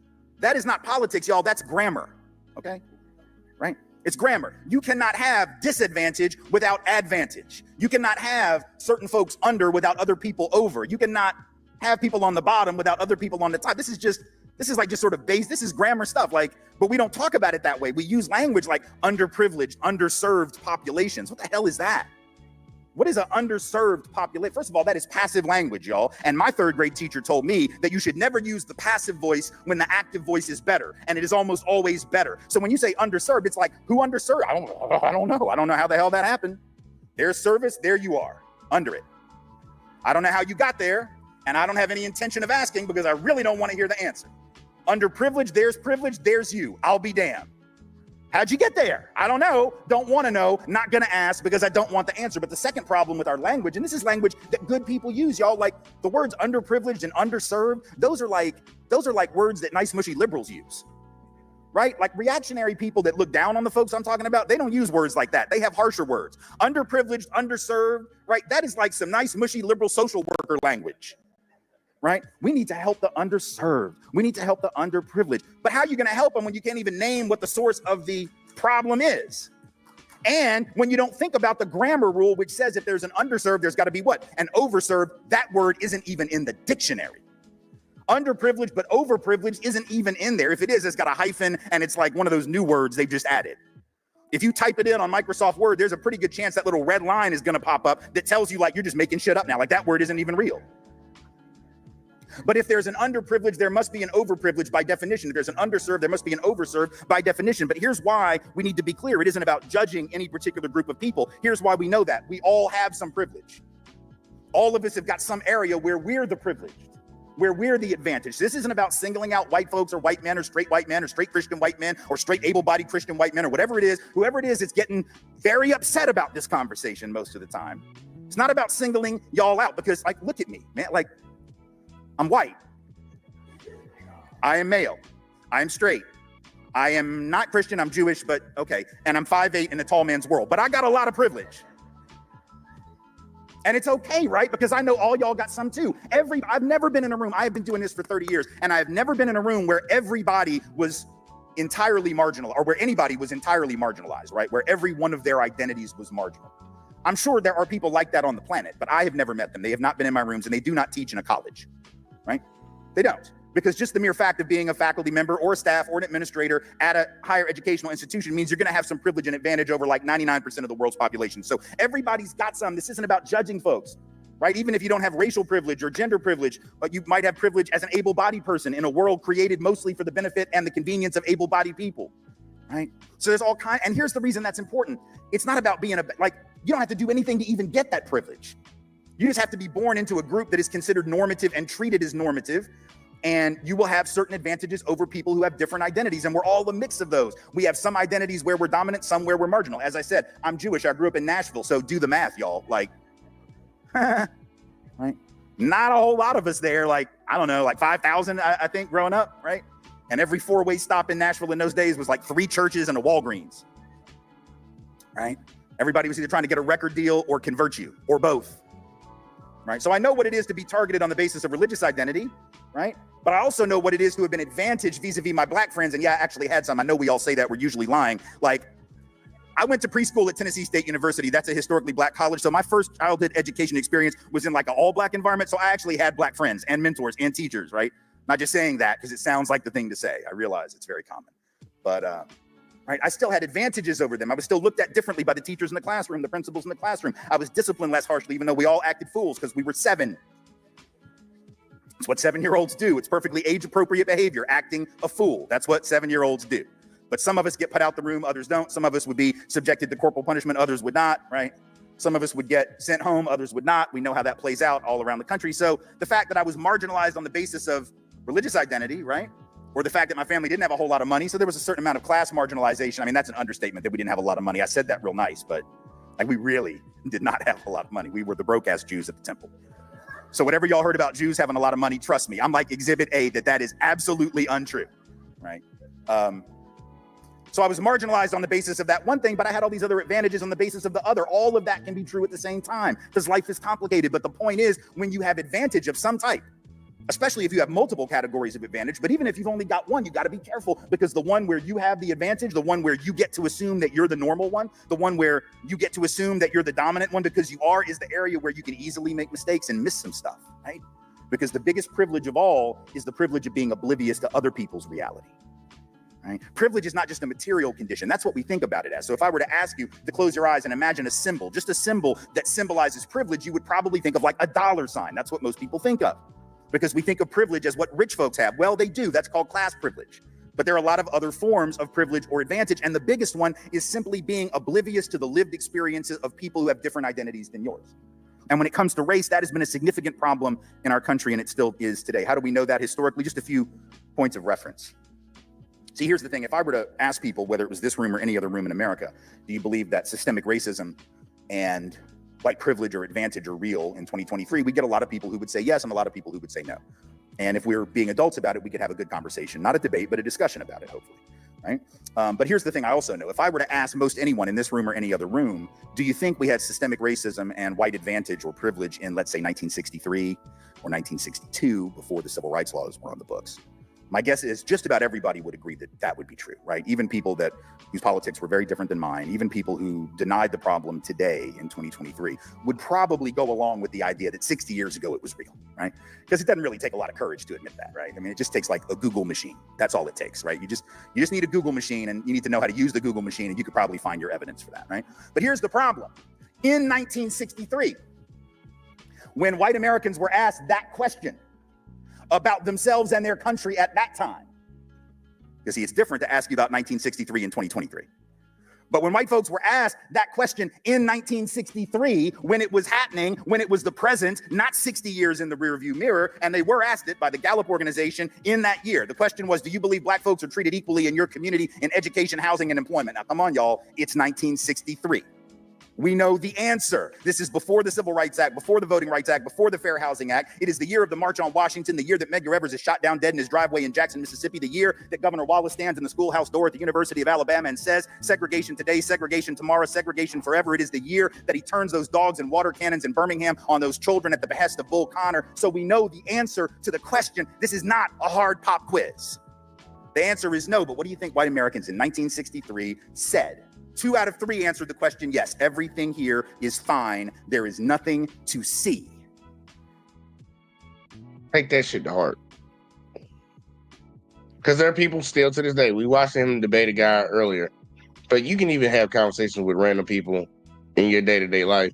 And you ask them, dude, does this country, when it comes to the justice system, when it comes to policing and things of that sort, they will sit there and deny that nothing's happening. We watched somebody kneel on George Floyd's neck. And, you know, he was a criminal. We watched a group of folks shoot Ahmaud Arbery with a shotgun in the face. He was robbing. They'll deny time and time again that anything is going on. They did it back then and do it now. I told y'all. These people keep doing this shit. And we do it. Like, history will repeat itself if you don't learn from it. And we have a system right now where we have a group of people that's trying to create a system right now where they don't even want to teach history anymore. If you don't know your history, you're doing to repeat it. You're doing to repeat it. And we're having the same shit go on right now. All the way from 1963 to 2025. We got racial issues? Yeah. Is there racism in America? Racism? Okay. And in 1962, Gallup asked white folks a slightly different question, but only a year earlier. The question was, do you think black children have the same chance to get a good education in your community as white children? Once again, y'all, easy question, even easier answer. It is only 8 years after the Brown v. Board decision, but we know it is well before any schools actually moved to create equity, whether with all deliberate speed, as the court suggested, or not. And yet in 1962, when white folks were asked that question about educational equity, do you think it's real? 85 out of 100 white folks said yes, everything is fine, nothing to see here. Now, come on. There are only 2 possible explanations for why the vast majority of white folks couldn't see the truth. Explanation number 1 is that white folks are just so stupid and ignorant and cold-hearted that they just can't see or just refuse to see. I don't happen to believe that's true. Were there people like that then? Are there people like that now? Well, of course. There are people like that in every generation, every racial or ethnic group, cultural group, every part of the country, of course. But I don't believe for a second that explains 85 out of 100 or 65 out of 100, whatever the 1963 question was. Right? I think there's an easier and a more disturbing answer to the question, and it's about privilege. The reason white folks didn't know is because they didn't have to know. Right? If you were white in 1963, did you actually have to know black folks lived reality? Even though it's being beamed to you every night on the TV, every night. There were only 3 stations, y'all. It's not like you could ignore it, right? We didn't have all these stations. Y'all know that. We had 3 stations. They went off at midnight with the Pledge of Allegiance or the national anthem, and then it just was like gray matter for like 6 hours until it came back on. So the idea that you could have somehow missed what was happening in Birmingham, missed what was happening in Mississippi, missed what was happening during the March on Washington, 200,000 people on the mall down the road, right? How could you miss it? It's not like oh, I'm sorry, I was watching Netflix. No, you weren't. You were watching Walter Cronkite because it's all there was, right? You were watching the same damn thing everybody else was watching, and you saw it, and you still, when Gallup came, you were like, I don't think there's really a big problem. I don't know what these black people are so gosh darn concerned about, right? I mean, this is the same people who tell us that black folks picked up skills during enslavement, right? So what's the big deal? I mean, they got to be blacksmiths. The assumption being that black folks didn't have any skills in Africa, like before they were brought here. There were no skills until white people gave them to them, right? It's that same kind of rationalization, because you don't have to know any better. You don't have to know anything about Africa, first of all, for sure. So you don't have to know anything about what folks knew, did, had, or understood before they were here. Right? And you don't have to understand what they're experiencing down the road from you in 1963 and 1962, or I would dare say today. You don't have to know. Why? Because it's not going to be on the test, right? I mean, is it? Is it going to be on the test? Like, what test is there that you have to take in this country where you would have to demonstrate competence in understanding the experiences of black people? Even when they try to give you a test like the AP African American History test, then they say, we're just not going to take it. You can make it, but we're not going to take it, and we're not going to give you credit for it. Arkansas just announced that. Arkansas, y'all. Arkansas doesn't want to have an AP African American history class for credit because they don't want folks to see those white children yelling at black children at Little Rock Central High in 1957. They don't, and they certainly don't want to give you credit for knowing it. So you don't know it in 1963 because you didn't have to know it, and you don't have to know it in 2023 either. It's not going to be on the test. It's not on the SAT. It's not on the ACT. It's not on the GRE, the MCAT, the LSAT. It's not on any professional certification you would have to get or licensure that you would have to get for any job. You could be a teacher in a black neighborhood and not know anything about the black experience. You could be a nurse or a doctor, or a social worker, a therapist, a psychologist. And sure as hell, you could be a police officer in a black community and not have to know anything about the history of either the healthcare delivery system or law enforcement vis-a-vis that community. That's not part of the test. That's not part of the exam, knowing those experiences, right? So you have the privilege of obliviousness, just like I have the privilege of obliviousness about that calculus thing I was telling you about. We all have some area where we have that privilege, but the problem is me being oblivious to calculus, like I said, it doesn't really matter because I'm not trying to build bridges. I'm not doing any kind of engineering, anything that really involves math other than my taxes. I can do that because I have a program called TurboTax that helps me, it just walks me right through, right? I don't have to really understand advanced mathematics, but if we don't understand the lived experiences of our fellow citizens and even non-citizens who share this space with us, right? That creates real problems for any functioning small d democracy, right? Or even an attempt at building one. And so that ignorance becomes deadly. It becomes dangerous. It isn't just a historical fact that I'm pointing out for laughs, right? Or for amens or any of that stuff, though I appreciate, either or both of those at any time y'all feel like giving them. But that's not the point of bringing it up, right? The point of bringing it up is to say that this has real consequences for real people in the real world. So how does that manifest then in educational institutions? How do those systems operate? Policies, practices, procedures, paradigms. Let's start with paradigms of thought, right? Because I think sometimes when I talk to professional educators, these could be K-12 educators, higher ed educators, 4-year institutions, 2-year institutions, private, public, doesn't matter.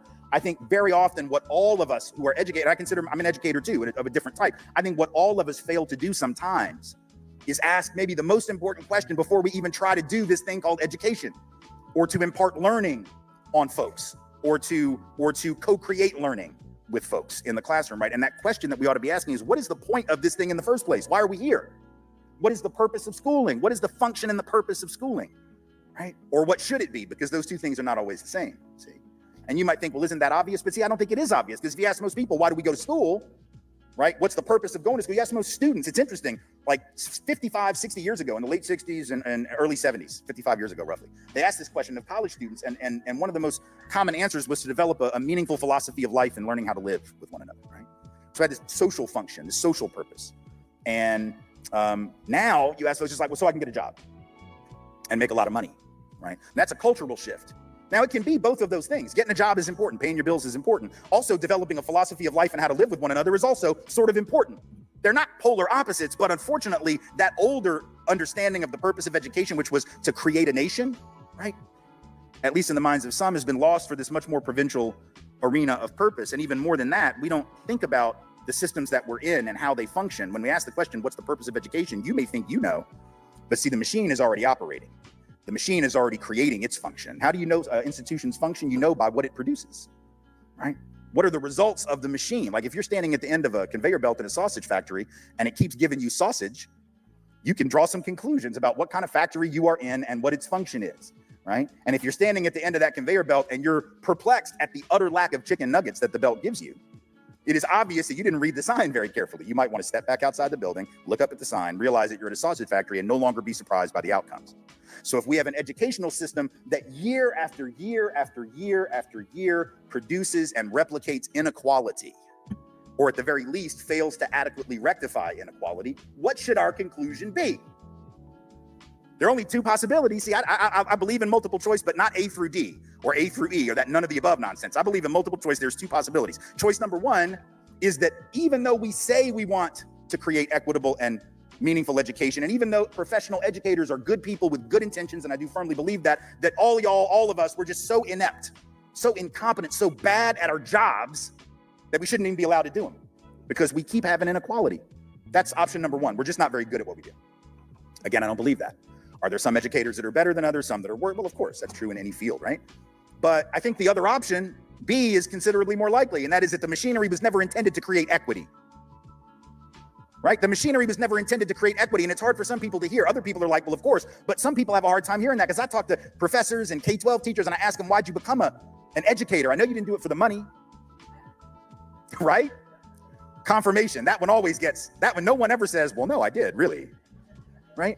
And I know you didn't do it for the automatic respect of the world because we still look down on educators, whether it's college folk, whether it's K-12, right? That old saying, those who can do and those who can't teach is usually said by people that didn't do very well in school and got in trouble a lot with their teachers and then decided they would go out and make billions of dollars doing something else, right? And they look down on educators. So you didn't do it for money, you didn't do it for respect. Most of the time when I ask people, they say, well, I did it because education is the great equalizer. Oh, love that. That's so beautiful and it's so utterly wrong. In fact, if you actually believe, because notice when they say that, they're not saying it in the aspirational future tense, right? Like it'd be one thing if you said, I became an educator because I believe education should be the great equalizer. Okay, that, whatever. And it's a little sappy, but I'll give it to you, right? If that's what you said. But nobody ever says it like that. They say it in the present day sense. They say it in the sense that it's already that thing, that it is that thing, but there is no evidence of that. And there is plenty of evidence to suggest the opposite. In fact, here's what we know. We know that Black folks with college degrees, regardless of subject matter, by the way, even when controlling for area of concentrated study or major or discipline, that Black folks with college degrees are 80% more likely than white folks with degrees to be unemployed in any given year. Latinx folks with college degrees are about 50% more likely to be unemployed than white folks with a degree, even in the same field. Asian Americans and Pacific Islanders with a degree, about 20% more likely to be unemployed than comparable white folks. Indigenous folks with a degree, about 2/3 more likely to be unemployed than comparable white folks. So even when Black and brown folks do all the same stuff, stay in class, get the same degree, they are still not having the same outcomes. We know right now that the typical white family in America with a high school dropout as the head of household actually has 25% more net worth than a Black household headed by a college grad. Let me say that again because you will not hear it mentioned in the mainstream press. White households headed by high school dropouts have more net worth, about 20% more in most years. Sometimes it gets up to 30, sometimes it drops to 15, but usually about 20% greater net worth than Black households headed by college grads. So if education was a great equalizer, that wouldn't be true, but it is true. Think about how crazy that is. Think about how crazy that is, y'all. Think about how crazy that is. Somebody that dropped out got a higher net worth than somebody that actually had a degree. Now, some people will rationalize it, and I can already hear the arguments coming out of the woodworks. Well, maybe this person had a great idea and started a company and did all that. Y'all know that's what we would normally hear. We normally hear those things. There's always an excuse for this system is fucked up and it's broken. Well, actually, no, it's not broken. It's working exactly how it was designed to work. And people want to ignore that. Hurricane said, whoa. Matter of fact, I even got a better one for it. I got a better one for it. Let them say it one more time. Let them say it one more time. Let them say it one more time. My bad. America with a high school dropout as the head of household actually has 25% more net worth than a Black household headed by a college grad. Let me say that again because you will not hear it mentioned in the mainstream press. White households headed by high school dropouts have more net worth, about 20% more in most years. Sometimes it gets up to 30, sometimes it drops to 15, but usually about 20% greater net worth than Black households headed by college grads. So if education was a great equalizer, that wouldn't be true. But it is true. That ain't right. It ain't right. So once you know the numbers, once you know the situation, you have to start formulating or start thinking at least taking a deep thought on why is that? And that one boogeyman in the room that nobody wants to call out is normally the reason. That's why I got a poll up for y'all to answer on the Let's Talk side. Y'all ain't on the Let's Talk side. Y'all not going to see the poll, but I got a poll up. And that would lead you to your answer on that one. There's a reason why that is the case. And that shit ain't right. That shit ain't right, man. It ain't right at all. See, Hurricane said, that ain't right. that shit ain't right, man. Let's keep going, though. And so now the question becomes, well, then what is the function of education? Because if we don't understand this paradigm, we can't flip it, right? You can't change the paradigm if you don't understand the machinery that you're in and the logic of that machine. You can tinker around the edges, but you can't fundamentally remake it unless you understand what's happening. Well, here's how we know what's happening and why. We know that the educational system was deliberately conceived to create inequality because the people who created it told us so. It's not me telling you, it's them telling you. Who are them? Who are they? Let me tell you. We'll start with Thomas Jefferson, right? Founder of the University of Virginia, great educational thinker, according to his peers at the time. He was considered a leading philosopher of education, a leading, proponent of what education should look like in the new nation.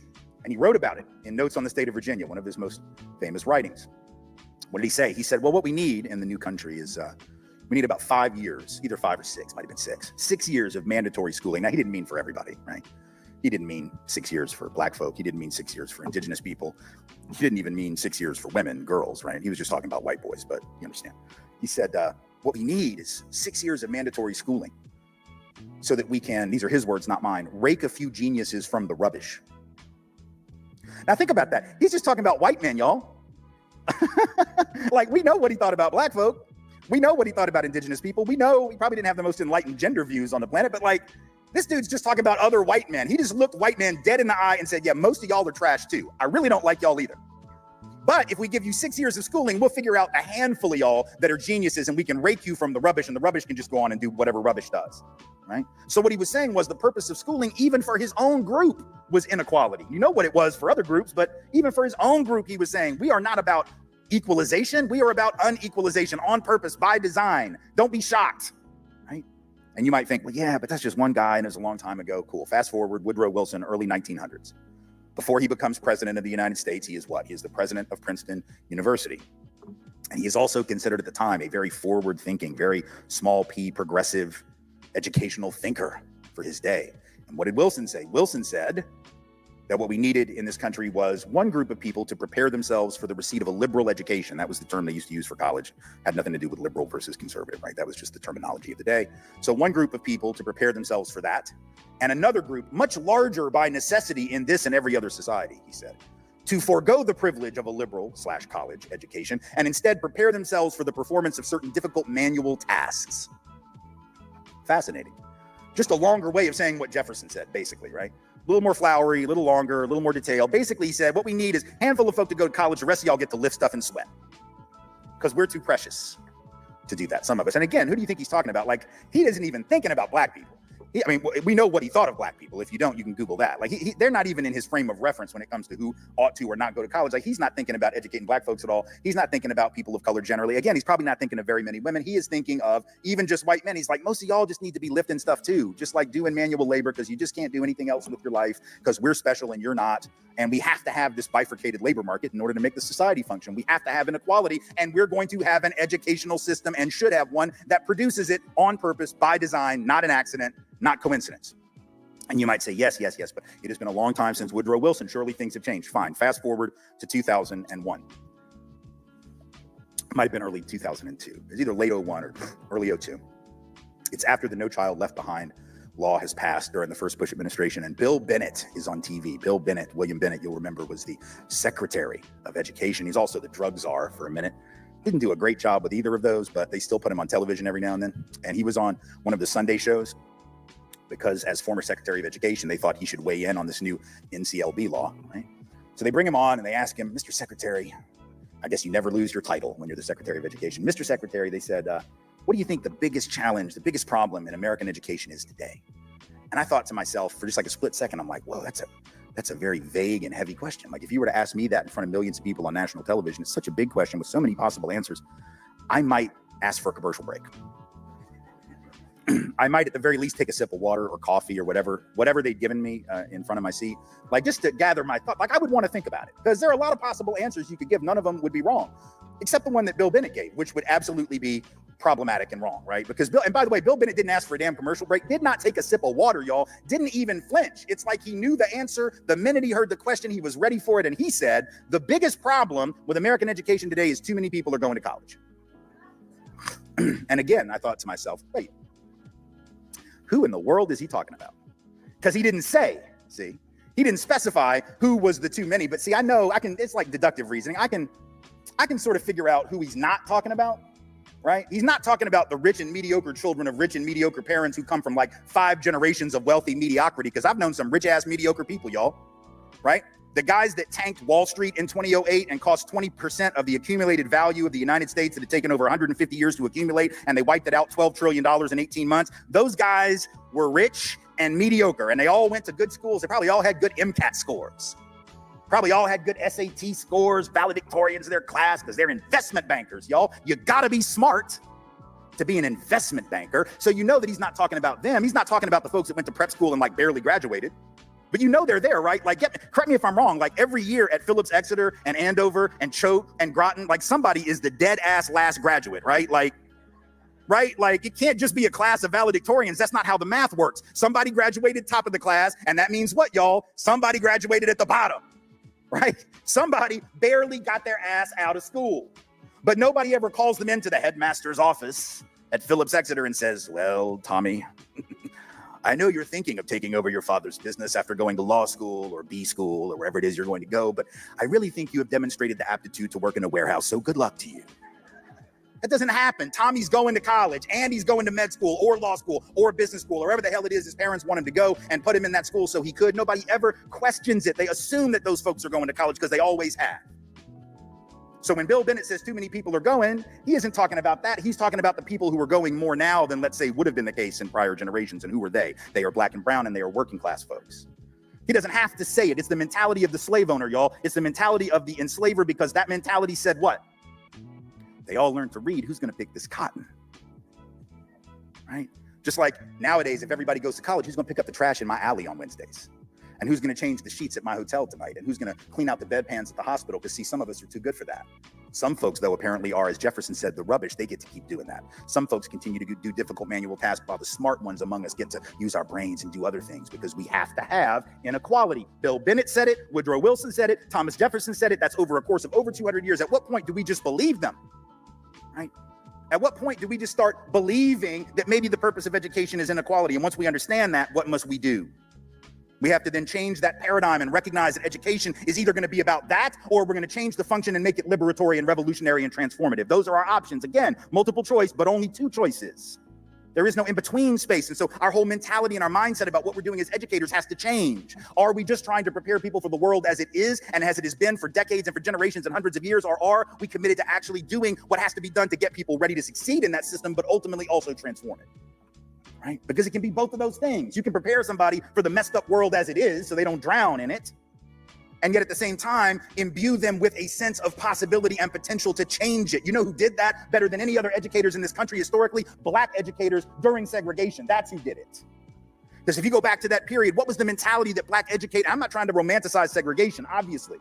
It had to fall. It was an evil, iniquitous system. But one thing that black students knew in a system of education that was segregated on purpose and unequal on purpose was that their teachers and their staff and their administrators loved them because they lived down the block.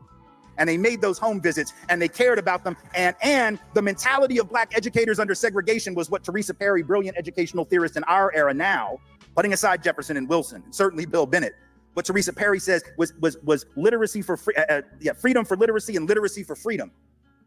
The idea was you had to be free in order to have a chance to become educated, but more importantly, you had to be educated to get free. In other words, the purpose of education was social and collective. For black folks, it was all of us or none of us. It wasn't about you go get your degree and then get out and go make a lot of money and leave everybody else behind. It was all or none. But I meet educators who will tell black children and brown children and poor children of all races that the best thing they can do is get an education. Why? So they can get out of their environment. I want you to think about that. When you say to somebody, so you can get up and make something of yourself and get out of where you're from, what you just told them is that everything they know is broken. and that everybody who swore that they loved them must not have loved them, because if they had loved them, they'd have gotten them the hell out of there. You just told them that they are flawed, that they are broken, that they are busted, and the best thing they can do is turn their back on everybody they ever knew and anybody who ever told them that they loved them. That is not liberation, right? That is preparing children for a mental prison, right? This shouldn't be about getting people up and out. It ought to be about getting people thinking about how to transform the spaces that they're from. If they are iniquitous and flawed and dysfunctional, then how are we going to change that? How are we going to go back into that space and uplift that space and empower the people who live in that space to create a different reality? But we don't think about education that way because we're so busy trying to make sure everybody can get out and get a little dough. Let's think about it. For y'all that's been that hell, for y'all black people, y'all already know it. We hear the stereotype, we hear the shaming language, and we say it. We all say it. As soon as a motherfucker get on, get some money in his pocket, he gets the hell on. But when they've been saying this to you, your teachers, your parents, it's indoctrinated in your heads, programmed over and over and over, hearing it. You get your shit and you get the hell on from everybody else. Not to come back and fix. That's why they took out people like Malcolm X. That's why they took out people like Martin Luther King. Because they were talking about building for the collective.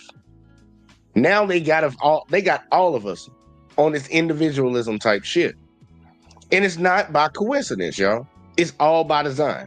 And if this white man can stand in front of all of us and call it out, what's the problem with us, even us black folks, even recognizing it? You know, he probably get death threats on the regular. They probably call his house on Tuesday through Friday. Let him know how he a traitor to his own race for telling the damn truth. And we got folks in our own community that will sit here and argue against what he's saying when we know it to be true, because you can factually check it. You can look this shit up in history. But we have so many people that are so sensitive in their soul that they will not acknowledge reality. We can't keep living in delusion. That's why this country is cursed. And a lot of people don't get it. This country will always be cursed. It will always have problems because you have to atone for your sins. One day, them chickens will come home to roost. People that keep wanting to delay it, just keep delaying it. Keep pushing that problem down the road. Eventually, if it's not you, your children have to deal with it. Your grandchildren will have to deal with it. And if you don't care that they have to deal with the problem that you got, you just a piece of shit in my honest opinion. Because I wouldn't want to put anything on my own kids that I should deal with myself. Why don't I give them my problems? That's why I don't come to the world with my problems. I keep it to myself and handle it myself. But we got too many people that don't want to fix the problem. They're perfectly fine with how it is. But when that problem turns around and becomes an issue for you, then you're going to have a different fucking thought process. Hurricane said he was getting the same death threats Gerald Massey was getting. I can believe it. I can believe it. They don't like this dude, man. They do not like this guy. Right. The second way in which educational inequality manifests, y'all look him up, is in the way that positions are filled, right? Too often, whether it's a community college, whether it's a private 4-year elite institution, whether it is, it doesn't even have to be education, just about any institution, governmental agency, private sector company, doesn't matter. Public, private, nonprofit, doesn't matter. Too often times, people are being brought into positions, at least initially, based on connections, who they know more than what they know, right? And it isn't done because the people making those decisions are necessarily trying to be exclusionary. It's just easier, isn't it? There was a study several years ago in the New York Times that found like 45% of the jobs in the post-recession economy were being filled that way by somebody writing a letter on behalf of some friend of theirs or somebody they know, recommending them for a position. It wasn't because they were trying to keep certain people out, but it's just easier, right? If I write a letter for Jim and I work over in the HR department, now Jim can get a chance because the boss is going to think, well, you know, I mean, Tim recommended Jim and Tim's not a total idiot, so we'll just take his word for it. We'll take a gamble on Jim. Jim's probably a good guy, right?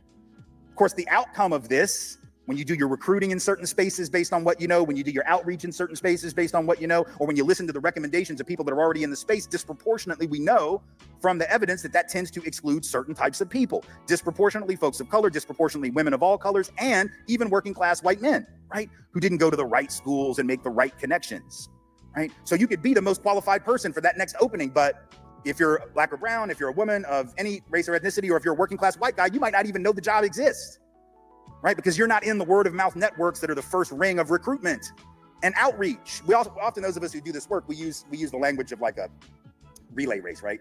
And we'll talk about how certain folks have had a 5-lap head start in an 8-lap race. And that's true, that's a real thing. But this is worse than that, right? It's one thing to have a 5-lap deficit in an 8-lap race and have to make up all that ground. It's worse if you don't even know where the track is at. I don't even know where the racetrack is. I didn't even know there was a race today. Like, I didn't even know there was a starting line where I could even enter the race. Like, if I'd known, I might have showed up, but I didn't show up. And then what? If I don't show up, then I can't possibly get the job, even if I'm the most qualified person for it. And then when I don't get it, I can't even sue you because you didn't do anything to me. I was just scratched from the start. See, the law doesn't even really take account of that. And so we have these networks and connections, which are so central to procuring jobs in the modern era, that end up having a significant impact. One final thing. And that's something that's very important, because it ain't what you know, it's who you know.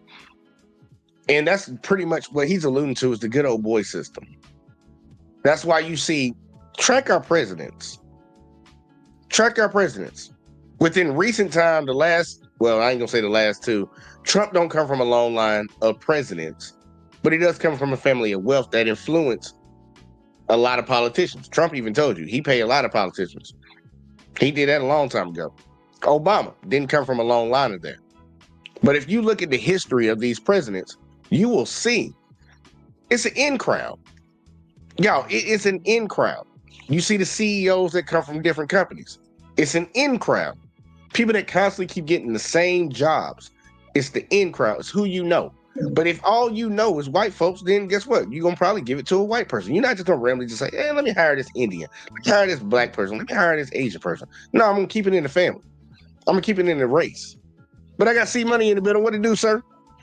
Well, what to do? Trying to get some shit off the chest, I guess. That's the best way I can put it. This shit sound like a continuation of the conversation we was having last night, dog. Exactly. Hey, look, I told you I was gonna hit it today. What's your thoughts so far on what he's getting on? Nah, I mean, shit. You pretty much hit the nail on the head. I mean, it's people don't like to hear the truth. You feel what I'm saying? And especially when the truth is coming from the unexpected source. You know what I'm saying? And to hear it from dude, out of all people, considering the tone of his skin, pissed a lot of people off, like you said. I wouldn't be surprised if dude getting death threats 3, 4, 5 times a day, because he putting motherfuckers on game that we technically shouldn't even know. Yeah. And so I mean, he is getting it. That's for sure. I fucks with him. He ain't saying shit wrong to me. Nah, and a lot of people try to say, oh, like, because in the first video I covered, it's always going to be some shaming and trying to twist another narrative. He's trying to bring light to what look, we live in a reality. We live in a society. It is what it is, but it's on us to make it better. Just like, here you go. You have a kid. I have a kid. We might have grew up in a certain environment where our situation wasn't the best. But when we bring a kid in, we want to have that kid have a better situation. We don't want them to have to go through what we went through. And in this country, you would think that we would transfer that shit across the board, but we don't. A lot of people want the systems to be the exact same way that they are. And right now we're in a society where they want to take away. Like, nah, we don't need that. That's discriminatory towards us, so we don't want that. That's a threat to us. That's when I hear all these black people that be on social media all the time. Anton Daniels, one of them. We don't need affirmative action. We don't need DEI. So you willing to give up something when nothing in your life has been made better besides, okay, well, maybe you made it, nigga. But what about the other people behind you? Those systems were put in place. Those systems were put in place to defend against the wickedness of other people. And the fucked up shit is the ones that were weak were the ones who put it in place. Think about that. So I'm like, I mean, shit, if the system is flawed, I mean, and they continue the system to be flawed, I mean, all we can do is continue to point it out and try to change it. You feel what I'm saying?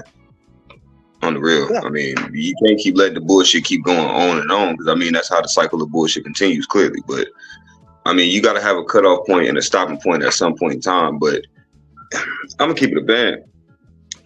The stopping point should have happened a long time ago, but it's sad that it got to this point where motherfuckers gotta basically call white people racist. And he's white himself. Yeah, that let you know you let you know you're in a certain place. That's why I always tell people, like, for the people that ignore the problem, the first step of fixing any problem, whether it's you in your life personally or society or whatever, the first step, let's say your car's fucked up. The first step of fixing that problem is acknowledging that you have a problem. Yeah. You can have a fucking flat tire and keep riding that motherfucker till your rim fuck up. But once you acknowledge that you actually have a flat fucking tire, then you will get out and fix that bitch. But if you never acknowledge it, You just gonna ride that rim out. What we're doing in this country is just riding it out. That rim bent. That bitch probably look like an S right now, how much we've been riding on that flat ass tire. Because we refuse. And I ain't even gonna say fail. We refuse to acknowledge the issues and the problems that we have in this country. And he's one of the few people out here that's actually calling the shit out. And it bothers a lot of people.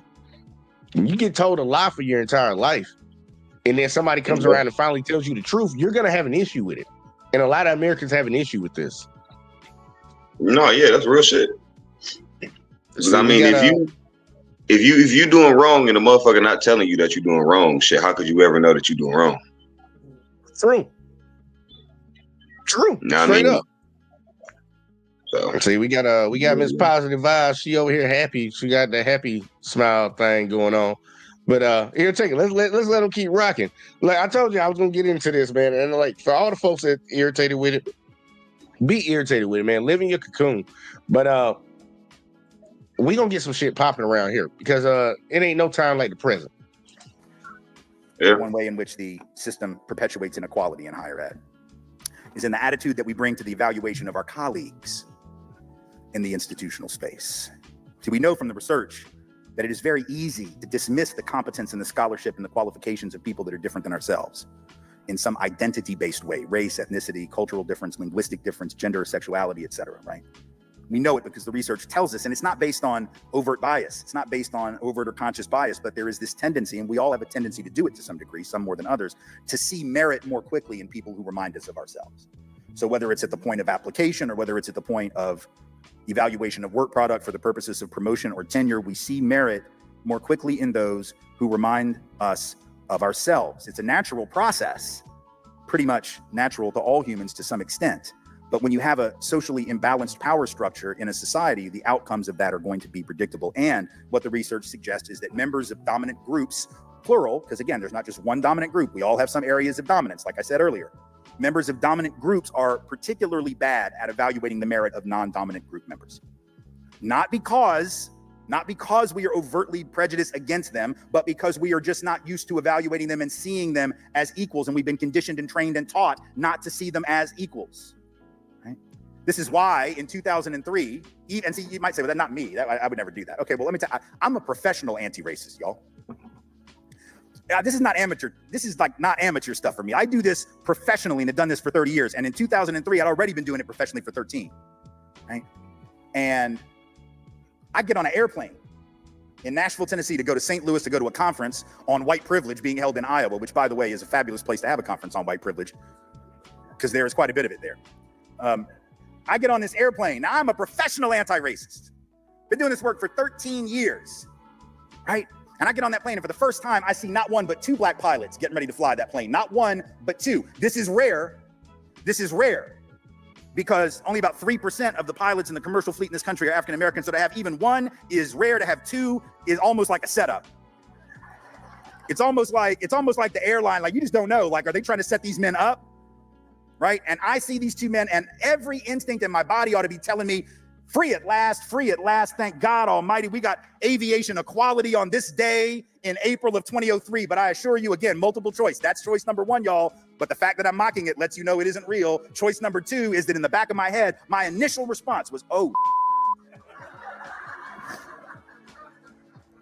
can't tell me that he giving his own personal shit. And people would be like, well, that's just him. We just had a plane crash up there in Washington. We had another one that followed up a couple days later. But with that one that happened in Washington, our president, our leader came right out the bat and said it was DEI. Blamed it right on DEI. We've heard Fox host sit up there, man, if I see a black pilot, I hope that he's qualified. Why would you question that? Because it's ingrained inside of your head to think that black people are less and they're not qualified to do certain jobs. Even he said it, and he's an advocate against the bullshit.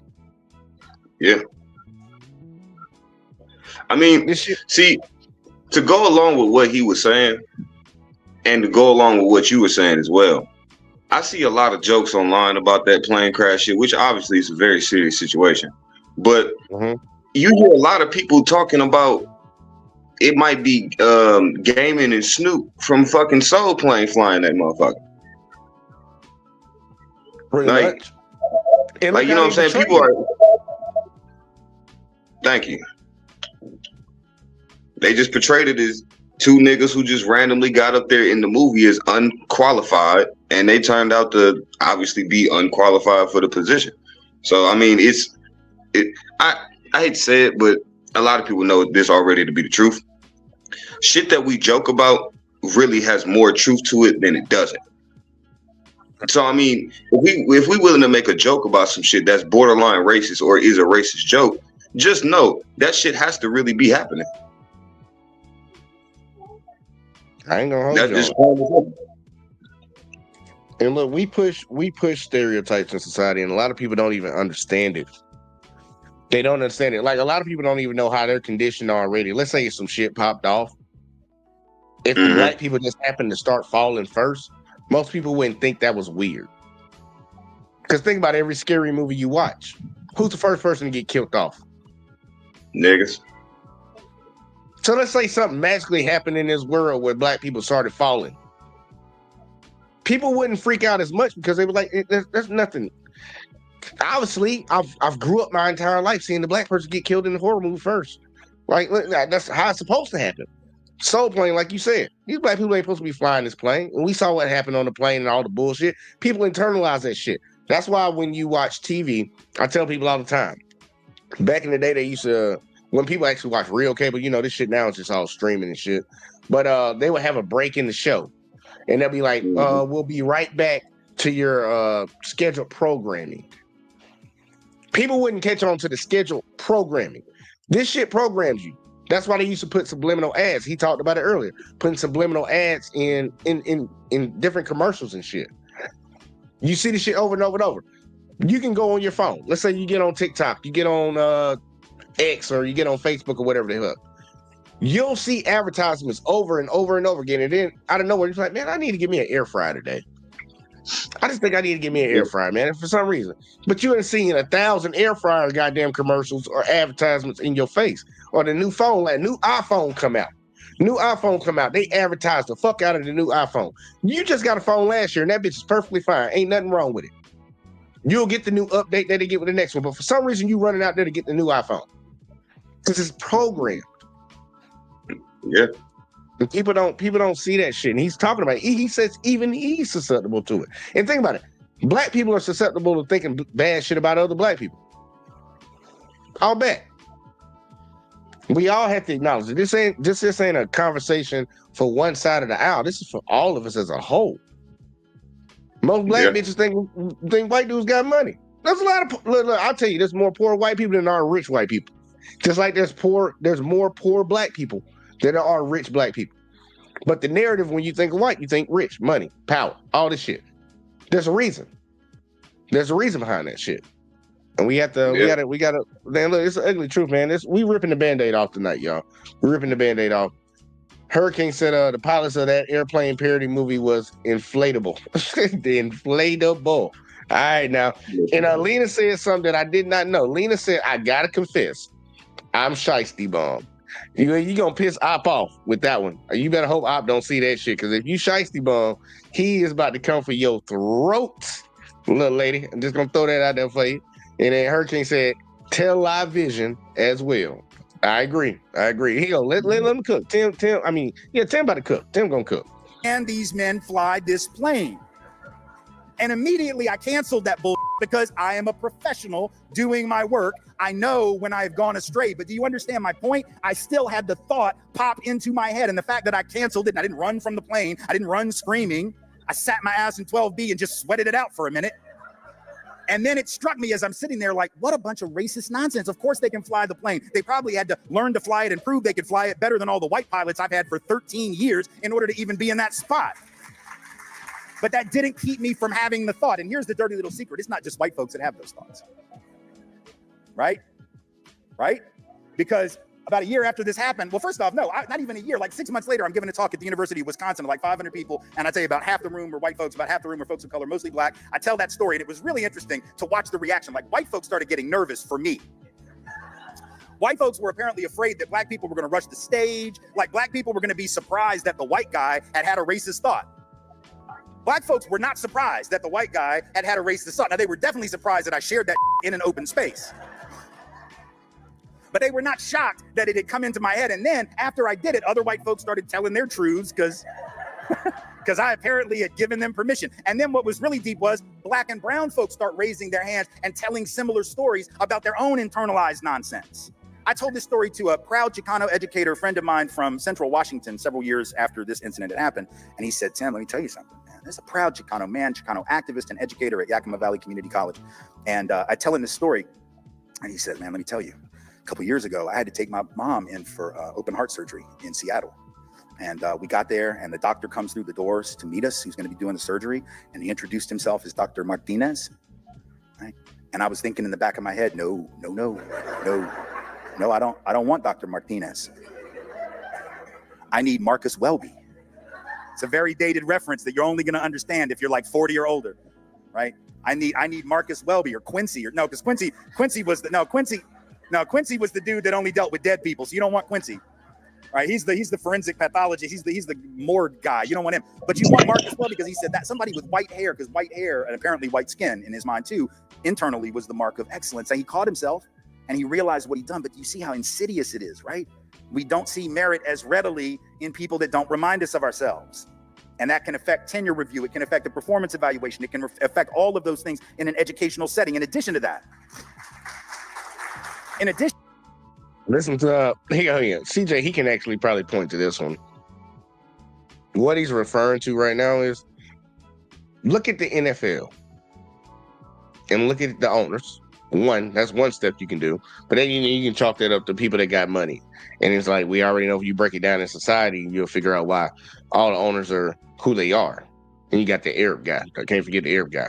But look at the coaches. Something that can actually be accounted for. Look at the coaches. He's referring to it, man. People want to be around people, and it's understandable, but it's an issue. You would rather hire somebody that looks like you. You feel like you can relate to this type of person. He's referring to that right now, and it's a human nature to do it. The problem is you got to teach people not to do that shit, because sometimes you might be missing out on the more qualified person, or you might be putting other people at a disadvantage just because you're just doing what you're doing. Like, look, some people like to eat chalk. We don't get mad at the people that tell them not to eat chalk. It ain't gonna kill you. Like, you eat chalk all day, it ain't gonna kill you. I don't think it will. Unless they put new chemicals in that shit, because we used to have that old school chalk.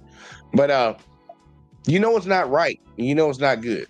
So you tell people not to do it. That's pretty much all he's doing. But man, give me your thoughts, man, because I'm like, look, it's clear as day to me on this shit. Nah, I mean, first of all, he ain't said shit wrong, and the NFL comparison was fair. But what I definitely can speak on, because as a resident of fucking Wisconsin, specifically Milwaukee, the racist thing behind Milwaukee, obviously specifically Wisconsin, they think no niggas live in Wisconsin. First of all, I'm one of them. So fuck all y'all. That's one. Two, I'm a witness to everything he said being factual. Like, I've been in rooms with white people who've done or said multiple racist things to black people, and black people have been like, you know what? That's just bro. We already know how bro get down. I ain't even finna waste my energy on it. Because at this point, we've gotten desensitized to it. Milwaukee is the most segregated state in the state, like in the United States of America. Most segregated city, I'm sorry. So, and what I mean by that is, I know you can do it in a lot of neighborhoods and in a lot of cities as well. But I've never been in a place where you can literally be looking at the Pfizer Forum where the Bucks play and turn around and your car is getting broken into because you in the politics. No, I'm so serious. Downtown Milwaukee, Wisconsin. If you go to the north side, you in the pure hood. If you go towards the west side, you in the pure hood. You go towards the east side, you by the lake. So it's like you get kind of a fair advantage from being like in a safer neighborhood when you close to the lake. But the south side of the hood too. That's the Hispanic hood. It's all for so I said that to say, so once you get out of downtown, right? Everything outside of the areas that I'm talking about are nothing but Caucasian areas. Nothing but. Nothing, bro. When I tell you that, nothing but. You get too far past the south side by the airport, nothing but Caucasian people. You can't even afford to live over there. Too far west side, Wauwatosa, you can't afford to live over there. Too far in the north side, Damian Lillard and Giannis live that way. Like, that's where all the big famous people, like, you have no, even farther towards the east side, that's the lake. You know, lakefront property costs a lot more just by real estate wise. So, just because it's in the water. Yeah, and then now they're making it to where in Milwaukee, they pushing a lot of black people that do live in those higher price areas, or give you one better. It's fuck the high price areas. The niggas that live in the hood, that live close to downtown, that have 3-4 story houses that are low key duplexes, but they just live in them because their family is on that whole house. The city of Milwaukee is starting to come into, and they're trying to buy up the hood, get these black people out of their homes, and gentrify it all over again. And we about to get pushed farther out of the city of Milwaukee. Yep.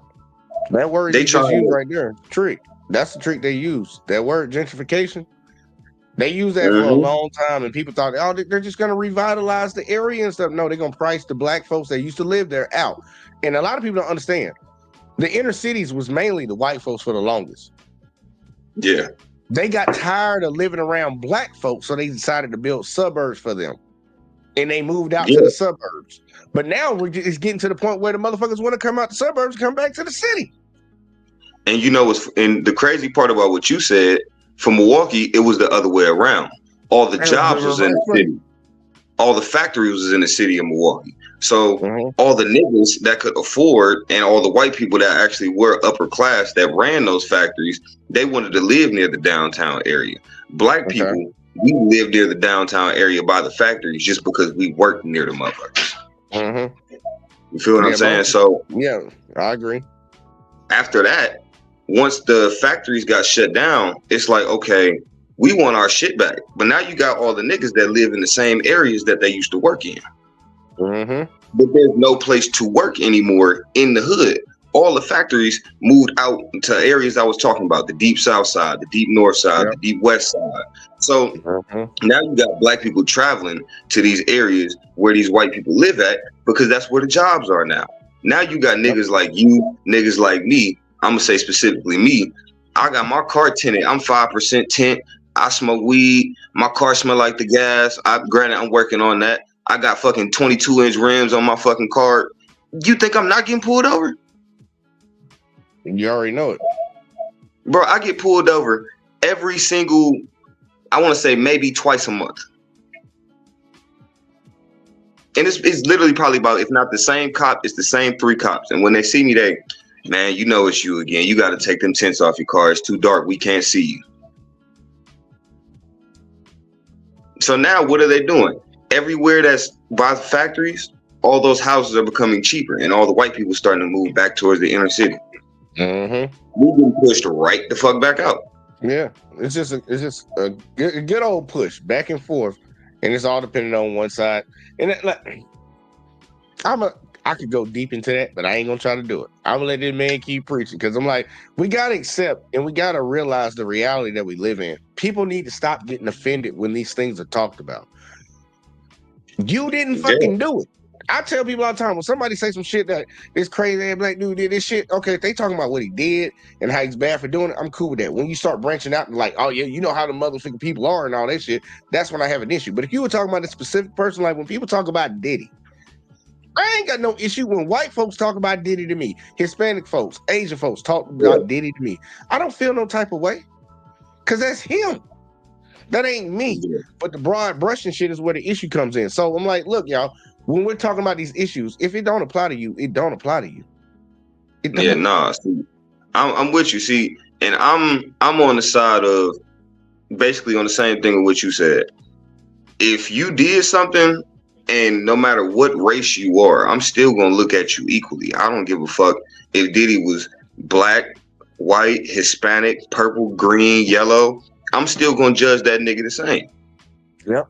Like, especially somebody that's from the state of Wisconsin, specifically Milwaukee. My grandparents lived 5 blocks away from where Jeffrey Dahmer got killed. I mean, where Jeffrey Dahmer lived. Man. Like, one of the people that went to my church, her nephew got eaten by Jeffrey Dahmer. I ain't gonna lie, I gotta play this one down. Oh, damn. So for me personally, no, you come back. My bad. For me personally, it's like, no matter what you do, I don't look at skin tone no more. Because if it's somebody just as evil as Jeffrey Dahmer, that could be Caucasian. There's just as somebody evil that like Jeffrey Dahmer, that could be black, that could be Hispanic, that could be Italian, that could be German. It don't fucking matter. They don't. You know what I'm saying? Like, and it's like Positive Vibe said, yeah, he had so many victims, and for that shit to be personally connected to me, you know what I'm saying? I don't give a fuck who you are or whatever you do. You know what I'm saying? Equality is the main thing with me, for sure, just based off of shit like that. Because you can't sit here and tell me a nigga that's been serving dope for fucking 10 years and y'all wiretapped his ass, he deserve 100. But then the next nigga who, this white dude or Hispanic dude or whoever color it is, he shot somebody in broad fucking daylight and it claimed to be self-defense, but he shot this person in their back while they was running away because he claimed they were going to get a gun. He gets off. And I'm not with that.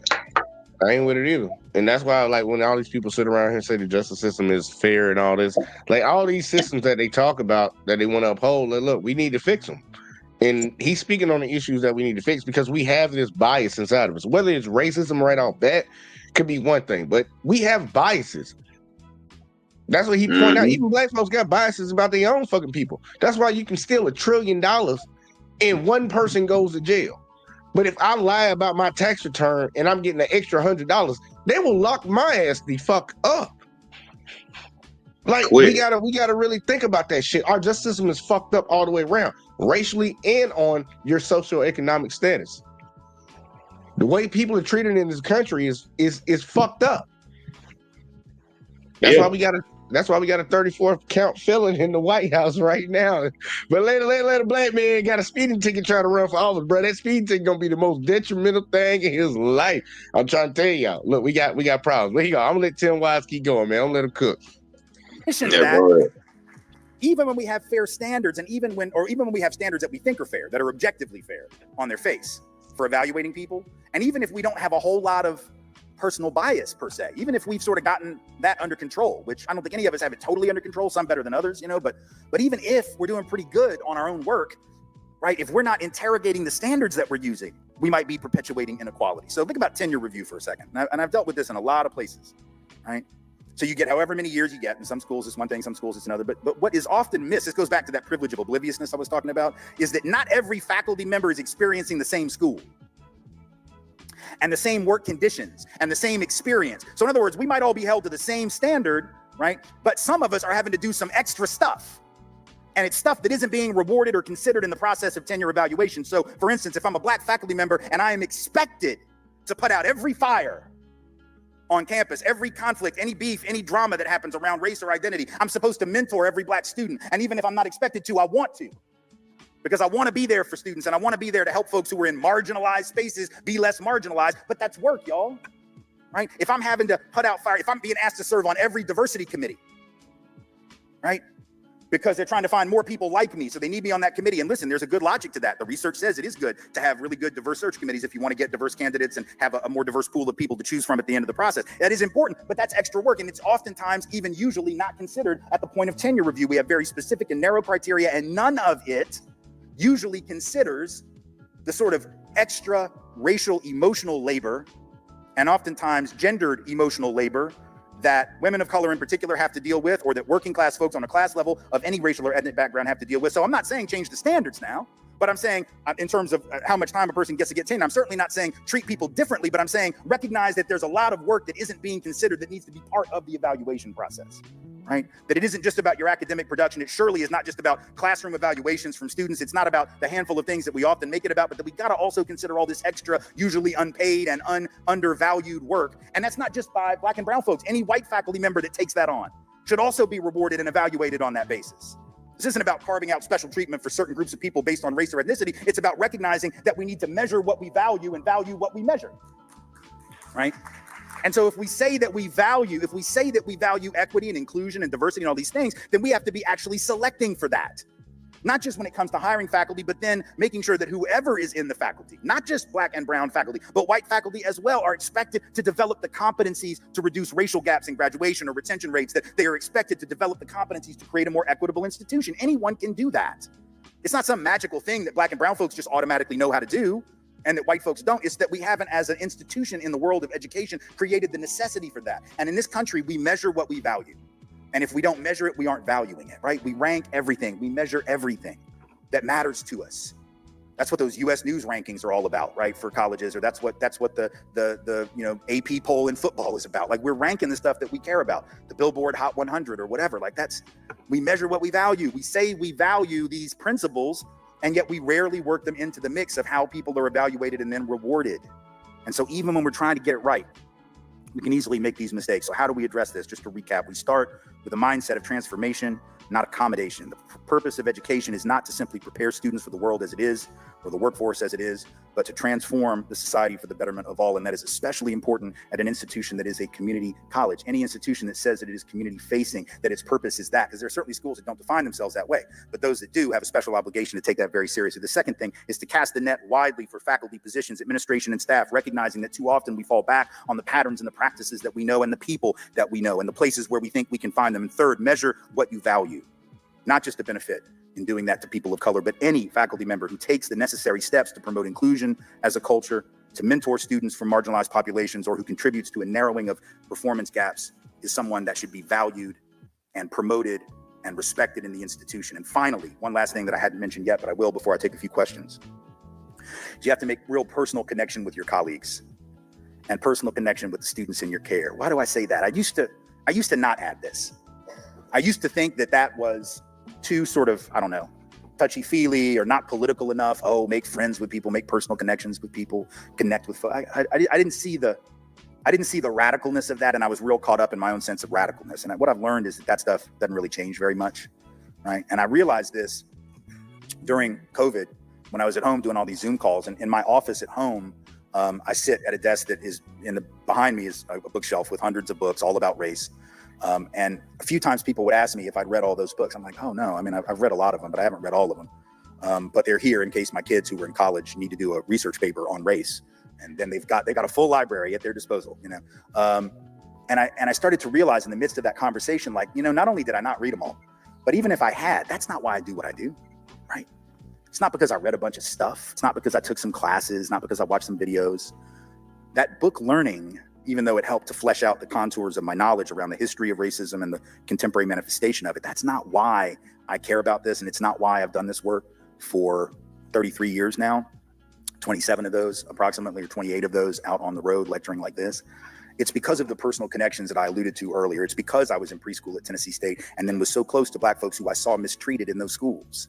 It was the personal stake that I had in them and that they had in me. It was being 11, playing on a baseball team that was almost all Black kids except for 3 of us who were white. We'd go out to a rural area, semi-rural area outside of Nashville to play a scrimmage game against a team in the preseason. We get out there and we roll out of our car with our coach, and the team won't play us. They won't step on the field with us because they don't want to play a quote unquote Black team. And instead of playing us, they threaten us and they chase us back to the car and they surround the vehicle and they threaten to kill us with baseball bats, calling the Black children the N-word, calling the 3 white kids and the white coach N-word lovers, and their coaches did nothing to stop them. And so we had to get out of there for fear that we were going to be beaten or in some other way attacked. That is why. See, the stuff you read can stay with you here, but the stuff that you experience with people that you care about is what sticks with you here. And when you know people, and when you care about them, it's the same way that Harvey Milk famously said that the most important thing for the LGBTQ liberation movement was going to be what? Folks coming out. That was going to be more important than protest marches. That was going to be more important than demonstrations. When people came out, then people who loved those people would realize that all that time they had been loving family members and friends and colleagues and neighbors who were LGBTQ who maybe they didn't even know were, right? Personal connection is what produces liberation, because personal connection invests you in it. It gives you skin in the game. It ceases to be an intellectual exercise. It ceases to be a matter of professional development. It becomes a matter of personal survival, not just for the folks who were marginalized, but even for the folks who were not. Thank you all so much for being here. I appreciate you. And thank you for Don't let the liberal media tell you how to think and feel. If you have hate in your heart, let it out. And I know it's gonna be some people that gonna get mad about this, but that was an interesting experience that he said he had to deal with. Yeah. Cause like I got this picture behind me. I don't know if people can see it, but it's Martin Luther King marching down. This is actually in Birmingham, Alabama. Mm-hmm. There's white people with him.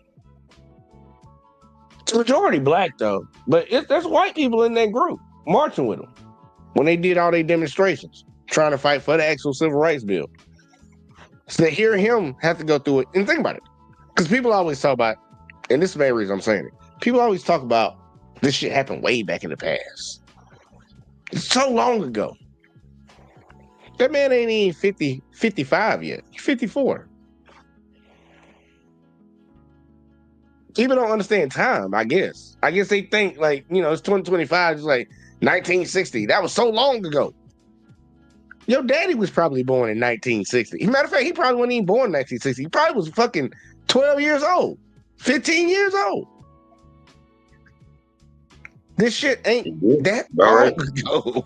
This shit is not that long ago. This shit's not dead. Magically, 1,000 years didn't pass, and we're talking about some shit from ancient times. There are people still alive that's dealing with the shit. Well, people that were alive when it was at its worst. It's still happening right now. Like, I don't know, man. Give me your thoughts, man, because somebody going to ask them some questions. I'm going to probably get about 2 questions, and then we're going to get the fuck out of here.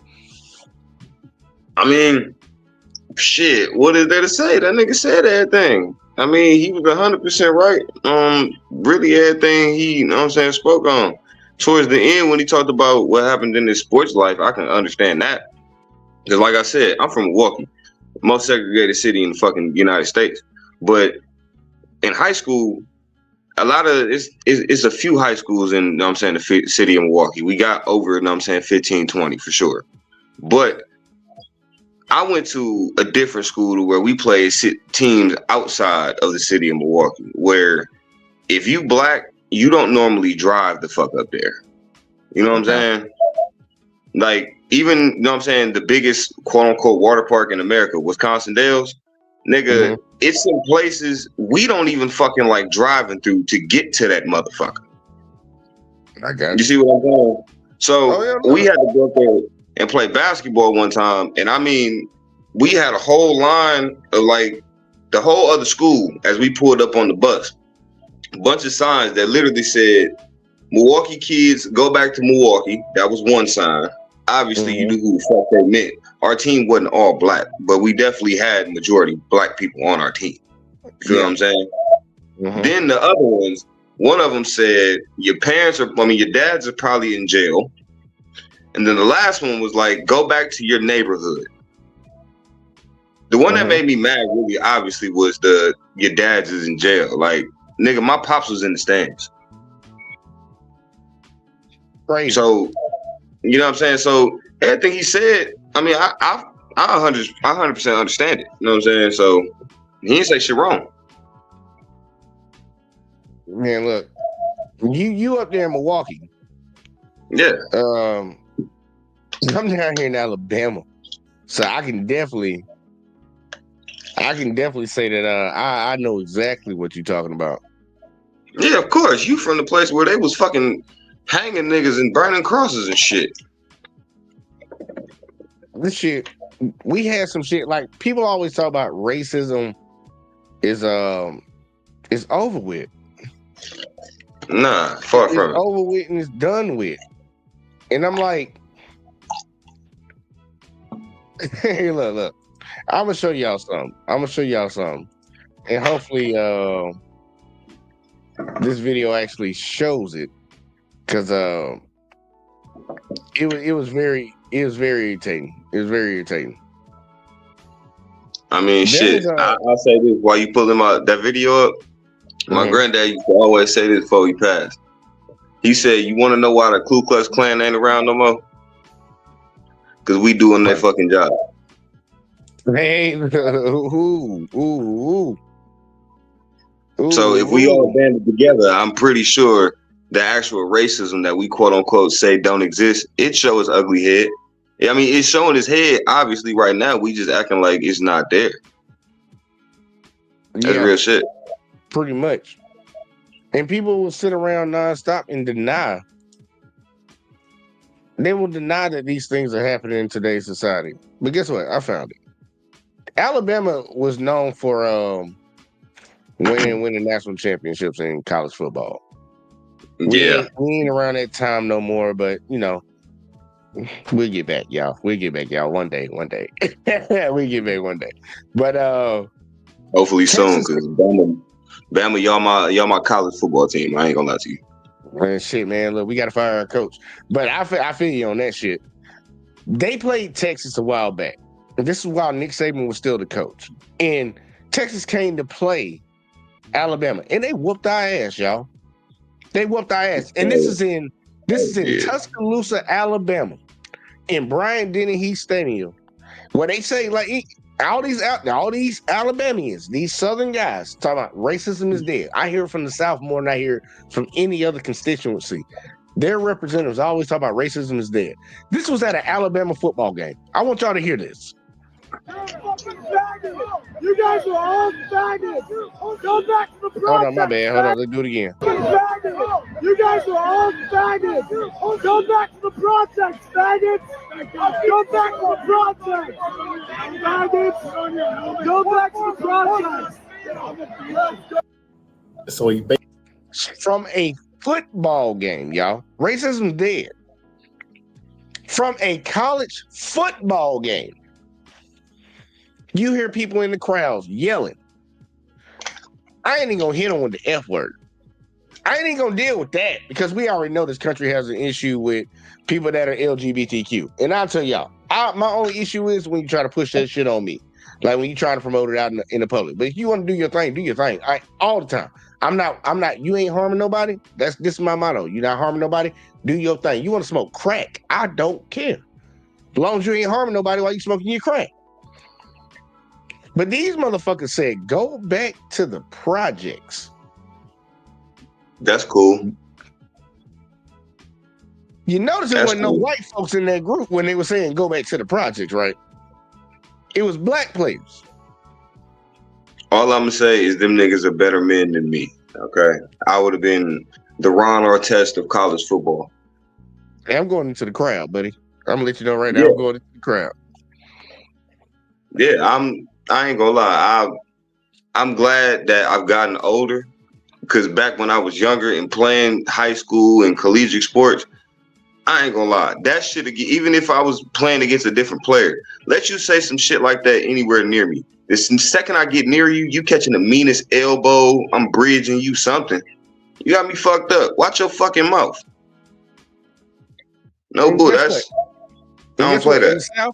And in the South, I'm trying to tell people, I live in Alabama. I've been to the city and lived around the city where they blew up, I forget how many little black girls. The one thing I respect, and I think a lot of people in the South actually do have some respect. I respect an openly racist person more than a person that hides it. I actually got my own respect for a dude that will let me know they racist. There's somebody that's racist and won't let me know. I'm gonna be honest. I'm with you on that because in Wisconsin, and I'm gonna say it, I don't give a fuck who from Wisconsin hear me or see this shit. You bitch ass niggas show like the fucking smile in your motherfucking face, and then you get around your fucking group of friends and love to talk shit. Yeah, I don't like that shit. I'd rather you fucking come in like example. Let me know up what here, it is. No, up here, no, I give you an example. Up here, you'll get hired for a job, and the motherfucker will know they don't like your ass just to come up with a reason to fire your ass to make you look stupid to put some bullshit on your fucking record. Mm-hmm. Like, just come in the interview and just tell me straight up, hey, I don't like you. I don't know why I don't like you, but hey, this shit just not gonna work out. So have a nice day. I can live with that. Just don't fucking hire me for the job. Let me go through the orientation. You know what I'm saying? I'm making paychecks thinking I'm doing good for my family, this, that, and the third, just for you to bounce me out the door because of the color of my skin or because of the way I talk, walk, how I act. Fuck you. Simple as that. I'm gonna give you two examples. Two NFL examples. That's what D Hop had to deal with. Because Brian Kelly was the head coach of the Texans. That's when Deshaun Watson was still good. And they were about to be on the road for doing something. But he didn't like who D Hop brought around. You know, D Hop got the natural locks and all that shit. He didn't like that look. So he kept harassing this man and traded that man for a running back that ain't in the league no more. D Hop on the Chiefs playing in the Super Bowl. So y'all think about that. That's why Brian Kelly ain't got a job. But let's take it even further. Let's go to the New England Patriots. No. Wait. Before you go there, talk about the other nigga Kelly. Chip Kelly, bitch ass, traded LaShawn McCoy to the fucking Bills for a running back that didn't even last the rest of that season. True. And we knew what that fucking shit was about. We knew. So I definitely feel you going to the Patriots because the Patriots, they got a long history of doing bullshit. But if we go into the order, it's nigga. There's definitely DeAndre Hopkins. Then LaShawn McCoy. You have to look at that shit. Then we turn around and look at the Patriots for sure. No. Well, the Patriots. I'm just throwing the Patriots out there just for the coach. Just last year. I mean, the Patriots my team, but you ain't wrong. You brought a coach in. You fulfilled your DEI hire, knowing that your team was in the bucket, still trying to recover from losing Tom Brady.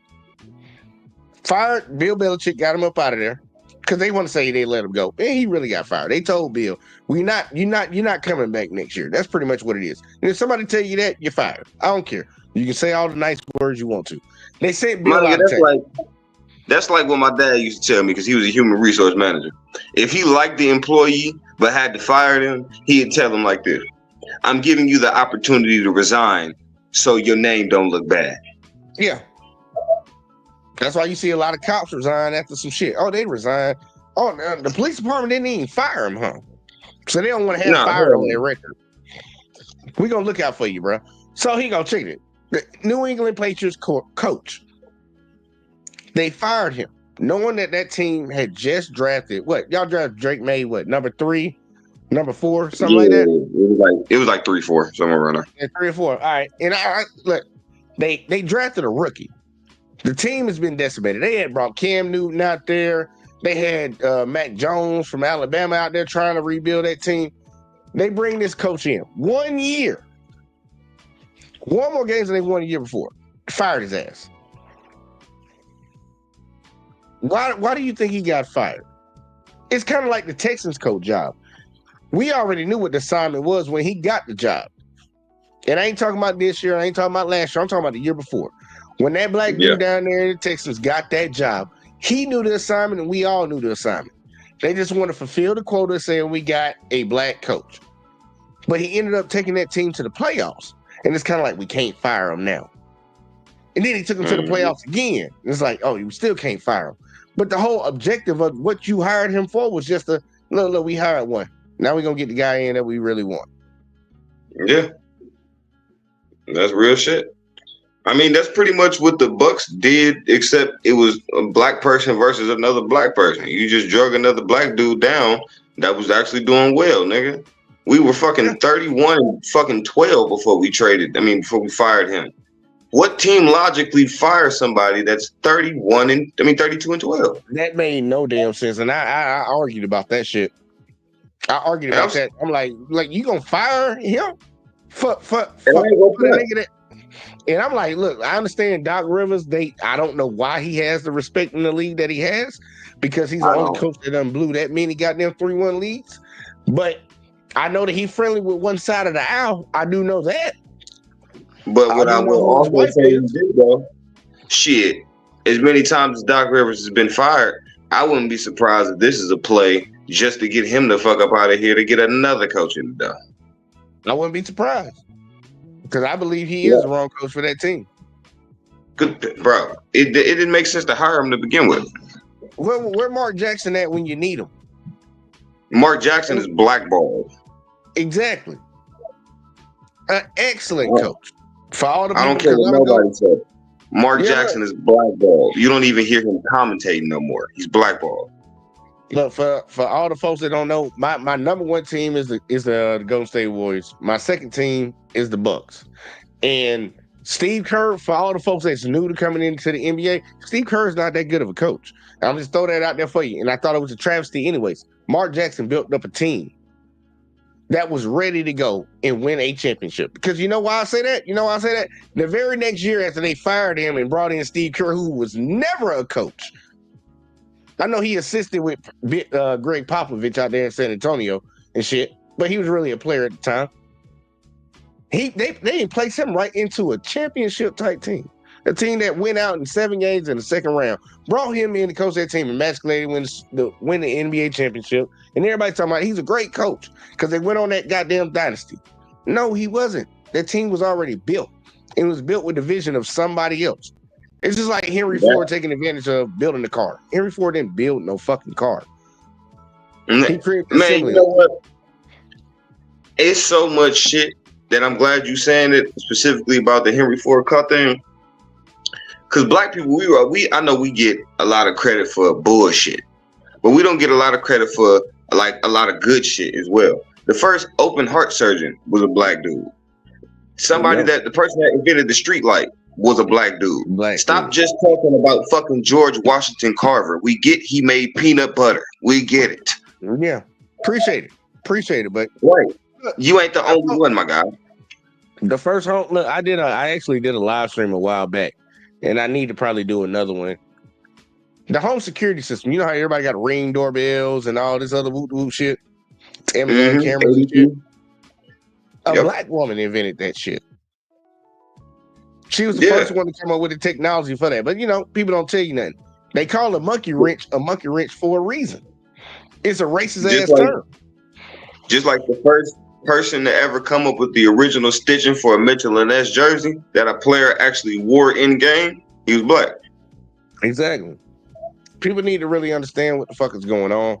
But I'm gonna let. I know I showed that real quick, but like, I feel you. That's the reason I wanted to show it. I feel you because down in Alabama, we see them people all. I work with these people all the time, regardless of whether they know it or not. I know I work with these folks, and I can get along with the racists. That's the funniest thing about it. I can get along with the racists. I just rather you be real about it, because then I know how to deal with you.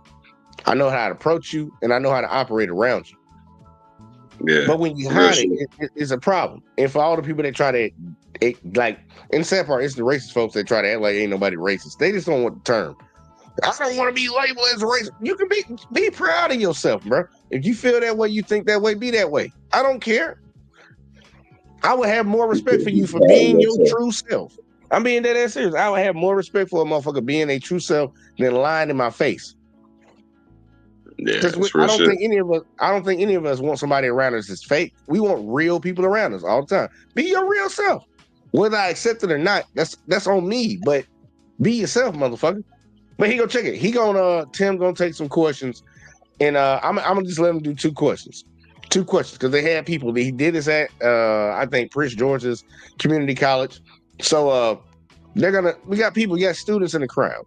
Let's see what they had for him, because he spit. Now, I know there's some white folks in this crowd that might have been triggered. So let's see what they asked. And Hurricane said, real talk facts. Not Alexa, I'm sorry. Got Alexis on my mind. Lena said, positive vibe said, I am a racist. Jay, please respect me. I got you, girl. I ain't got no choice.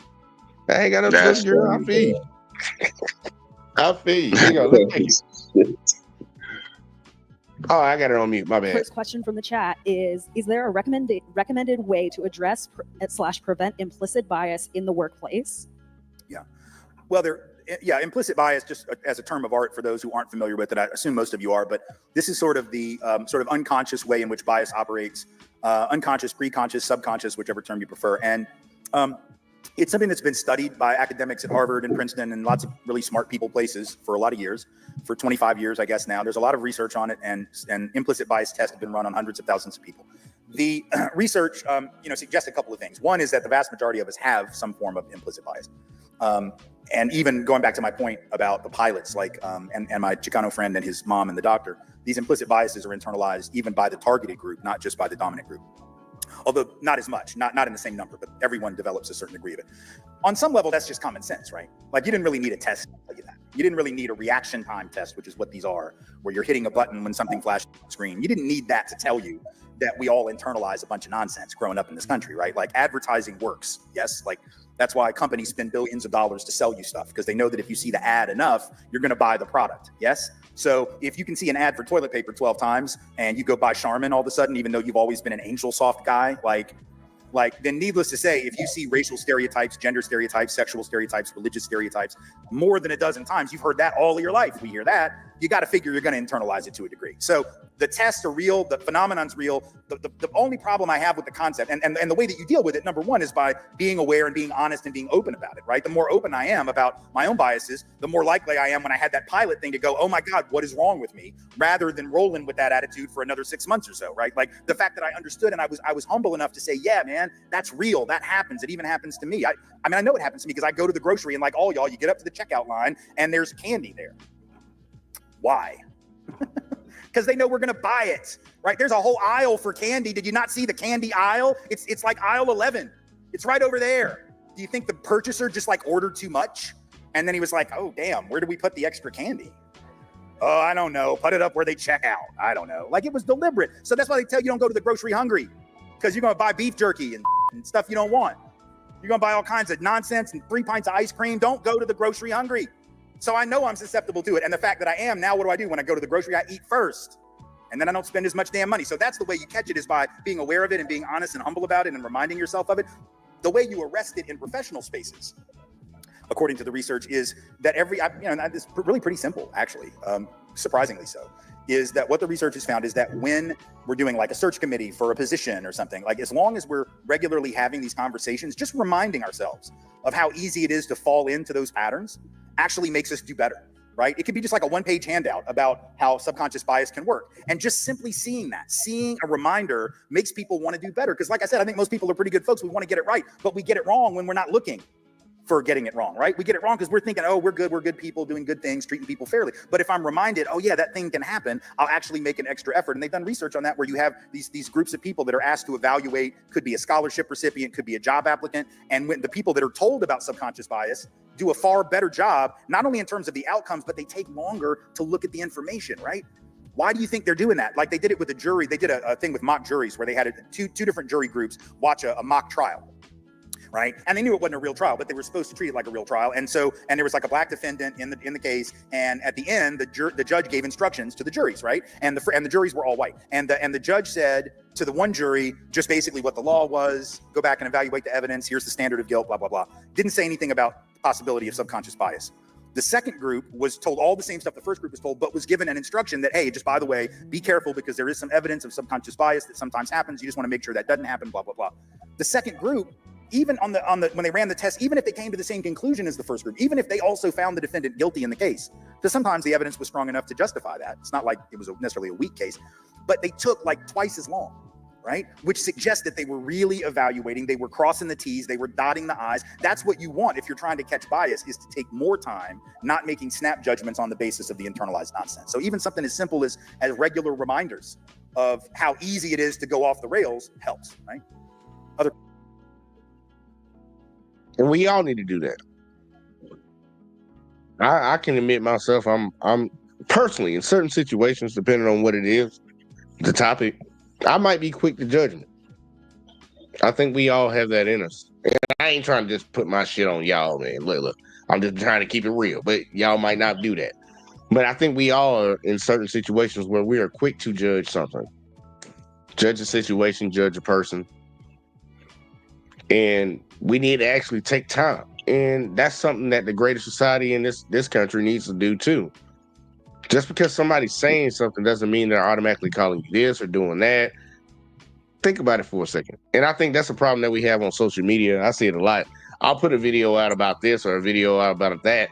And it's like, instead of actually listening to what's happening, you see images in your face and you automatically assume and just start lashing out. And like, that ain't gonna fix shit. That's gonna have us fighting. And probably, like, look, and I'll tell people all the time, we ain't our ancestors. Everybody ain't on that Malcolm X. I mean, everybody ain't on that Martin Luther King type tip. this generation and the generation in front of them, like me and my generation is a little bit in front of CJ's. We not on that Malcolm, that Martin Luther King shit. More people on that Malcolm X type shit. It's like, look, we ain't finna just let you hit us and let everybody see it and have people feel bad for us and shit. Like, you put your hands on you, gonna fuck you up. Like, that's the type of shit that people are on nowadays. So I'm like, look, we need to be a little bit slower to judgment when it comes to issues like this, and people need to be a little bit more mindful, man. Be mindful. That I don't think that's asking too much. Just be mindful. Be considerate. Try to understand. I mean, see, it's a tough task to do when you got people talking out their ass. Mm-hmm. Especially like in the first video, we had a black dude. He was contradicting himself the whole fucking time. Like, why the fuck? Think about the fucked up situation. You got a white guy on this side advocating for not discriminating against black people, and then you got a black guy over here advocating saying there's no discrimination. See, how does that work? I can tell you how it works. That's somebody black that has never like experienced it for themselves. That's somebody, one, that's selfish, and two, look at life like, if it didn't happen to me, I personally don't care, and it can't possibly happen if it didn't happen to me. Yep. And I ain't gonna lie, I'm gonna keep it a totally 1,000 with you. A lot of people do got that mentality, whether they want to admit it or not. We just empathetic towards other people's situations because we feel bad. A lot of people don't know what it feel like to go through some police brutality shit. Nope. A lot of people don't know what it feel like to be racially profiled. A lot of people don't know what it feel like to, you know what I'm saying? Like, just even little simple shit. A lot of people don't know what it feel like to be robbed out here on the street.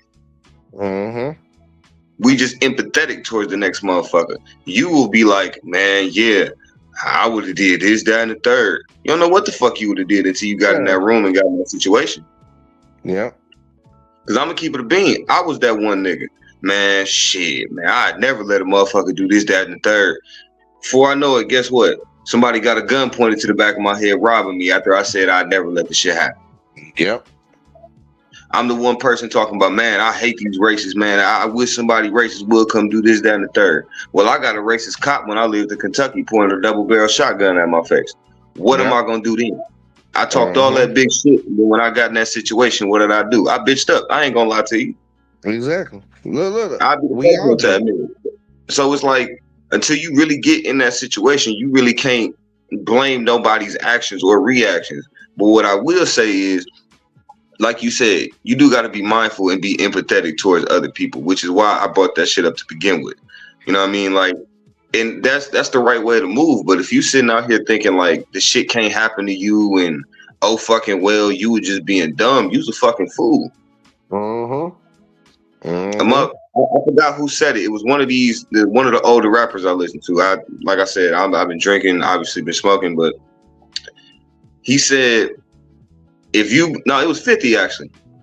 Okay. If you believe that there's no danger, then you just a fucking fool. If you don't live in fear of some sort, you're a fucking fool. Yep. Because that means you refuse to acknowledge that danger even exists. And we got a lot of people in this country that do it. And that shit's stupid. Whether it's for them or whether it's for somebody else. I just don't know why they have such an issue with the police. The police are so great because you don't understand. You don't know. A lot of people are ignorant. And I will give them, I will give them that grace because I will give that goddamn props to social media, to the government, to television stations, all this shit for programming Americans to believe certain things. Like right now, we supposed to be hating China. That's part of the propaganda. China bad, Russia bad, all these other different countries bad. Remember, it was Iraq for a little while. Iraq and Afghanistan, bad, bad, bad. We turn around and find out over time that like a lot of these folks weren't bad, bro. It's like y'all just fucking with them. I was in the Marines, so I kind of know. Like that's why I tell people all the time. They always talk about. I hear average day white Americans talk about how bad Islam is and all this whoop whoop shit. I'm like, did Islam come into your country and raid it and fuck y'all up? they come and occupy your land? Or did y'all go over there and do it to them? But they bad, right? It's kind of like the Ukraine, not the Ukraine, but the Palestinian Israel shit right now. Y'all talking about these Palestinians are so bad, they support Hamas and all this voodoo stuff. I'm like, y'all didn't have a problem when these motherfuckers couldn't leave where they stayed. When Israel kept bombing and raping them, killing them, fencing them off, segregating them, doing pretty much exactly what white folks did to black folks in America. Y'all didn't have no problem with that. But as soon as they fucking fought back, it's like, oh my God, they attacked them. I see why Netanyahu was going over there killing all of them. Yeah. It's like, I really wonder, I really wonder about people when they have this mindset of talking. So I'm like, dude, you said you had cop pull shotguns out on you when you was how old was you when that happened? I had to be shit. I ain't gonna lie, I couldn't even buy liquor yet. I was 20. About 20? Shit, I had a similar situation happen to me when I was fucking 16 years old. 16 years old. Cops pulled the shotties out on all of us. All because my homie, he gonna tell you. All right, and matter of fact, I'll make it quick, y'all. I'm gonna get a story real quick, but I'll make it quick. I was on a basketball team, so all the basketball players pretty much all got together and shit. So I was the only one that had a car. Yeah, I was the only one that had a car at the time. But one of the dudes, he had a girlfriend, and he wanted me to drop him off, but he didn't want us to like leave for too long because he was just going to go see her and come back. So I'm like, all right, look, I'll drop you off at your house. We knew he was going over there to smash and shit. So we drop him off, leave, go to McDonald's, come back, and we just sitting in, it's a neighborhood, new development. So I just parked in front of one of the houses that fucking was for sale, whatever the fuck, just chill right there. Next thing I know, we surrounded by cops. Shotguns out, whoop whoop. Get on the ground, get out of the car with your hands up, all that whoop whoop shit. Not knowing that the girl that he was cool with was the girl he was fucking with, her dad was a sheriff, and that whole neighborhood was pretty much sheriffs. So somebody saw us drop him off, he go inside, we drive away, then end up coming back in park. They think something suspicious is going on. And it's like it wasn't no question about that. Man, look, dude, they told my parents' car. They made us walk home. Man, we had to walk like 5 miles to get to the house and shit. All because of what? Because I always ask myself, and I always tell people all the time, what law was broken? You parked in front of a house that is up for rent. If the owner didn't call, it ain't trespassing. And then you got to tell me to leave first. But what was the whole issue of the shotguns coming out?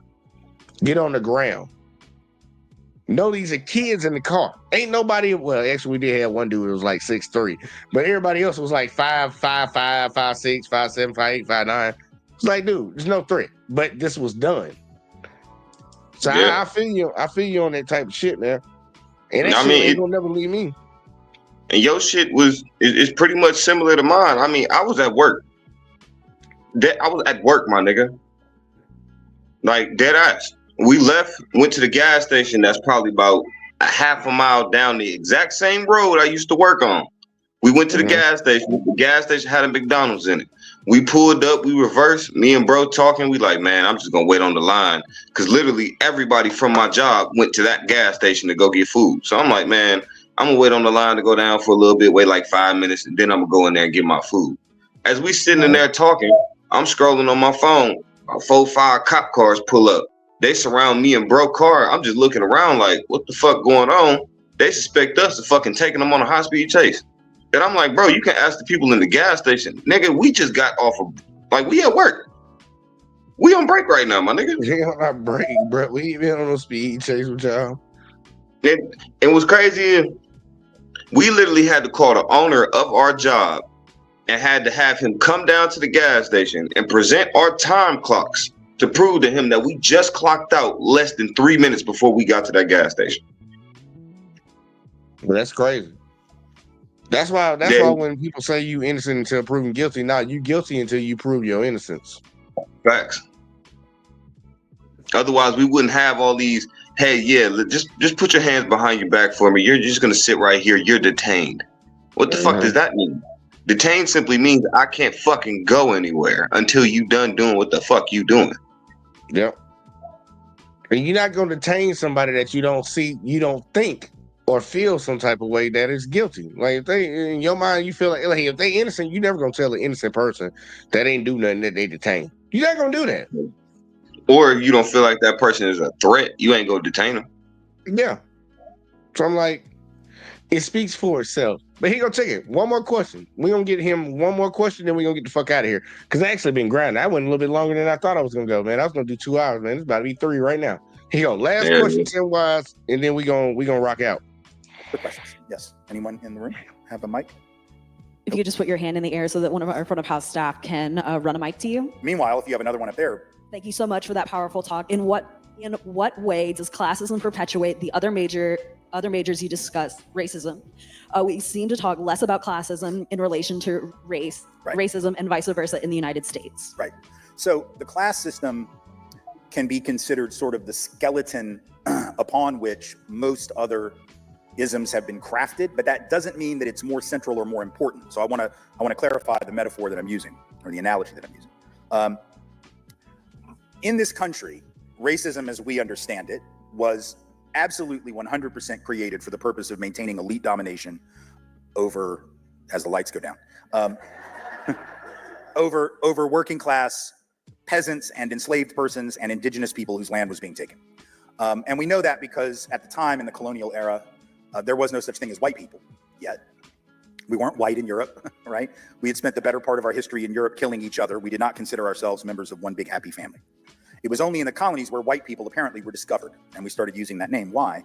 Why? Well, what are your possible theories? Theory number one is there was some new scientific discovery linking all the peoples of Europe. No, that didn't happen.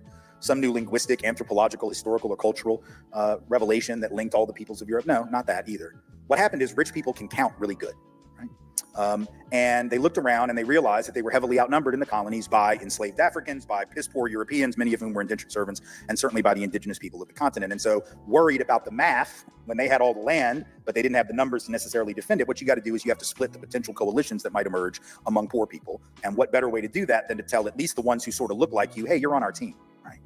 Yeah, like we didn't like you when you were back in Ireland. In fact, we used to kill you, but now you get to be on our team, right? Ben Franklin used to talk all kinds of trash about the Germans, right? He didn't want the Germans coming. They were the awful immigrant group that he didn't want here, you know. But then it was like, no, y'all are good, right? Y'all are good, right?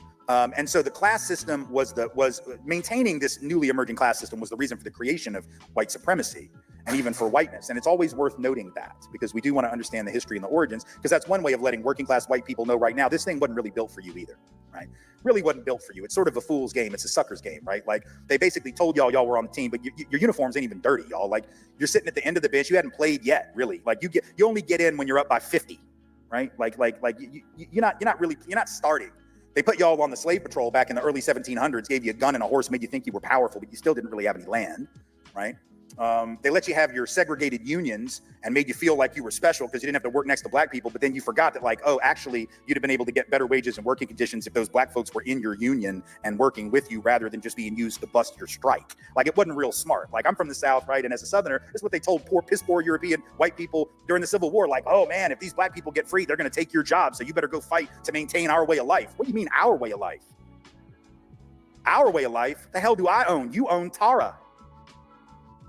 I don't even own the shirt on my back. You remember, if you've seen Gone with the Wind, like horribly flawed film, right? But like there's this scene that's so brilliant where the O'Hara family is talking smack about the poor white folks that live down, I think it's called In the Bottoms, or it's some like poor, they're in the swamp, like at the end of the plantation. These white folks live in the mud. I don't know where, and they call them white trash and they look down on them, but they're the overseers, right? They're the people that get used to maintain the system of white supremacy, but the O'Haras don't love them. Right? So it's important to understand that and to talk about these things intersectionally in that way. Having said that, it is also important never to allow ourselves to believe that racism hasn't also become its own fully functioning system.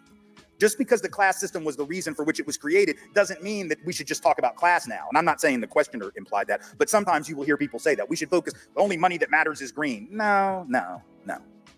Because the evidence tells us, for instance, that even black and brown folks at the upper end of the income spectrum still face systemic discrimination.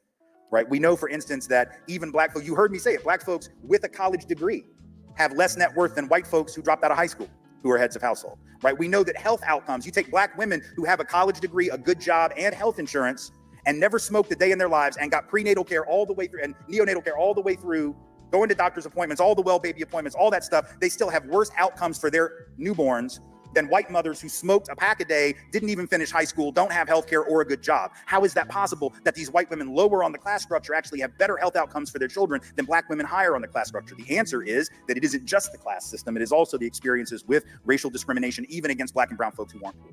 So both of those things can be true and both should be acknowledged. One more question real quick, because that one needed a longer answer. If there is one in the room.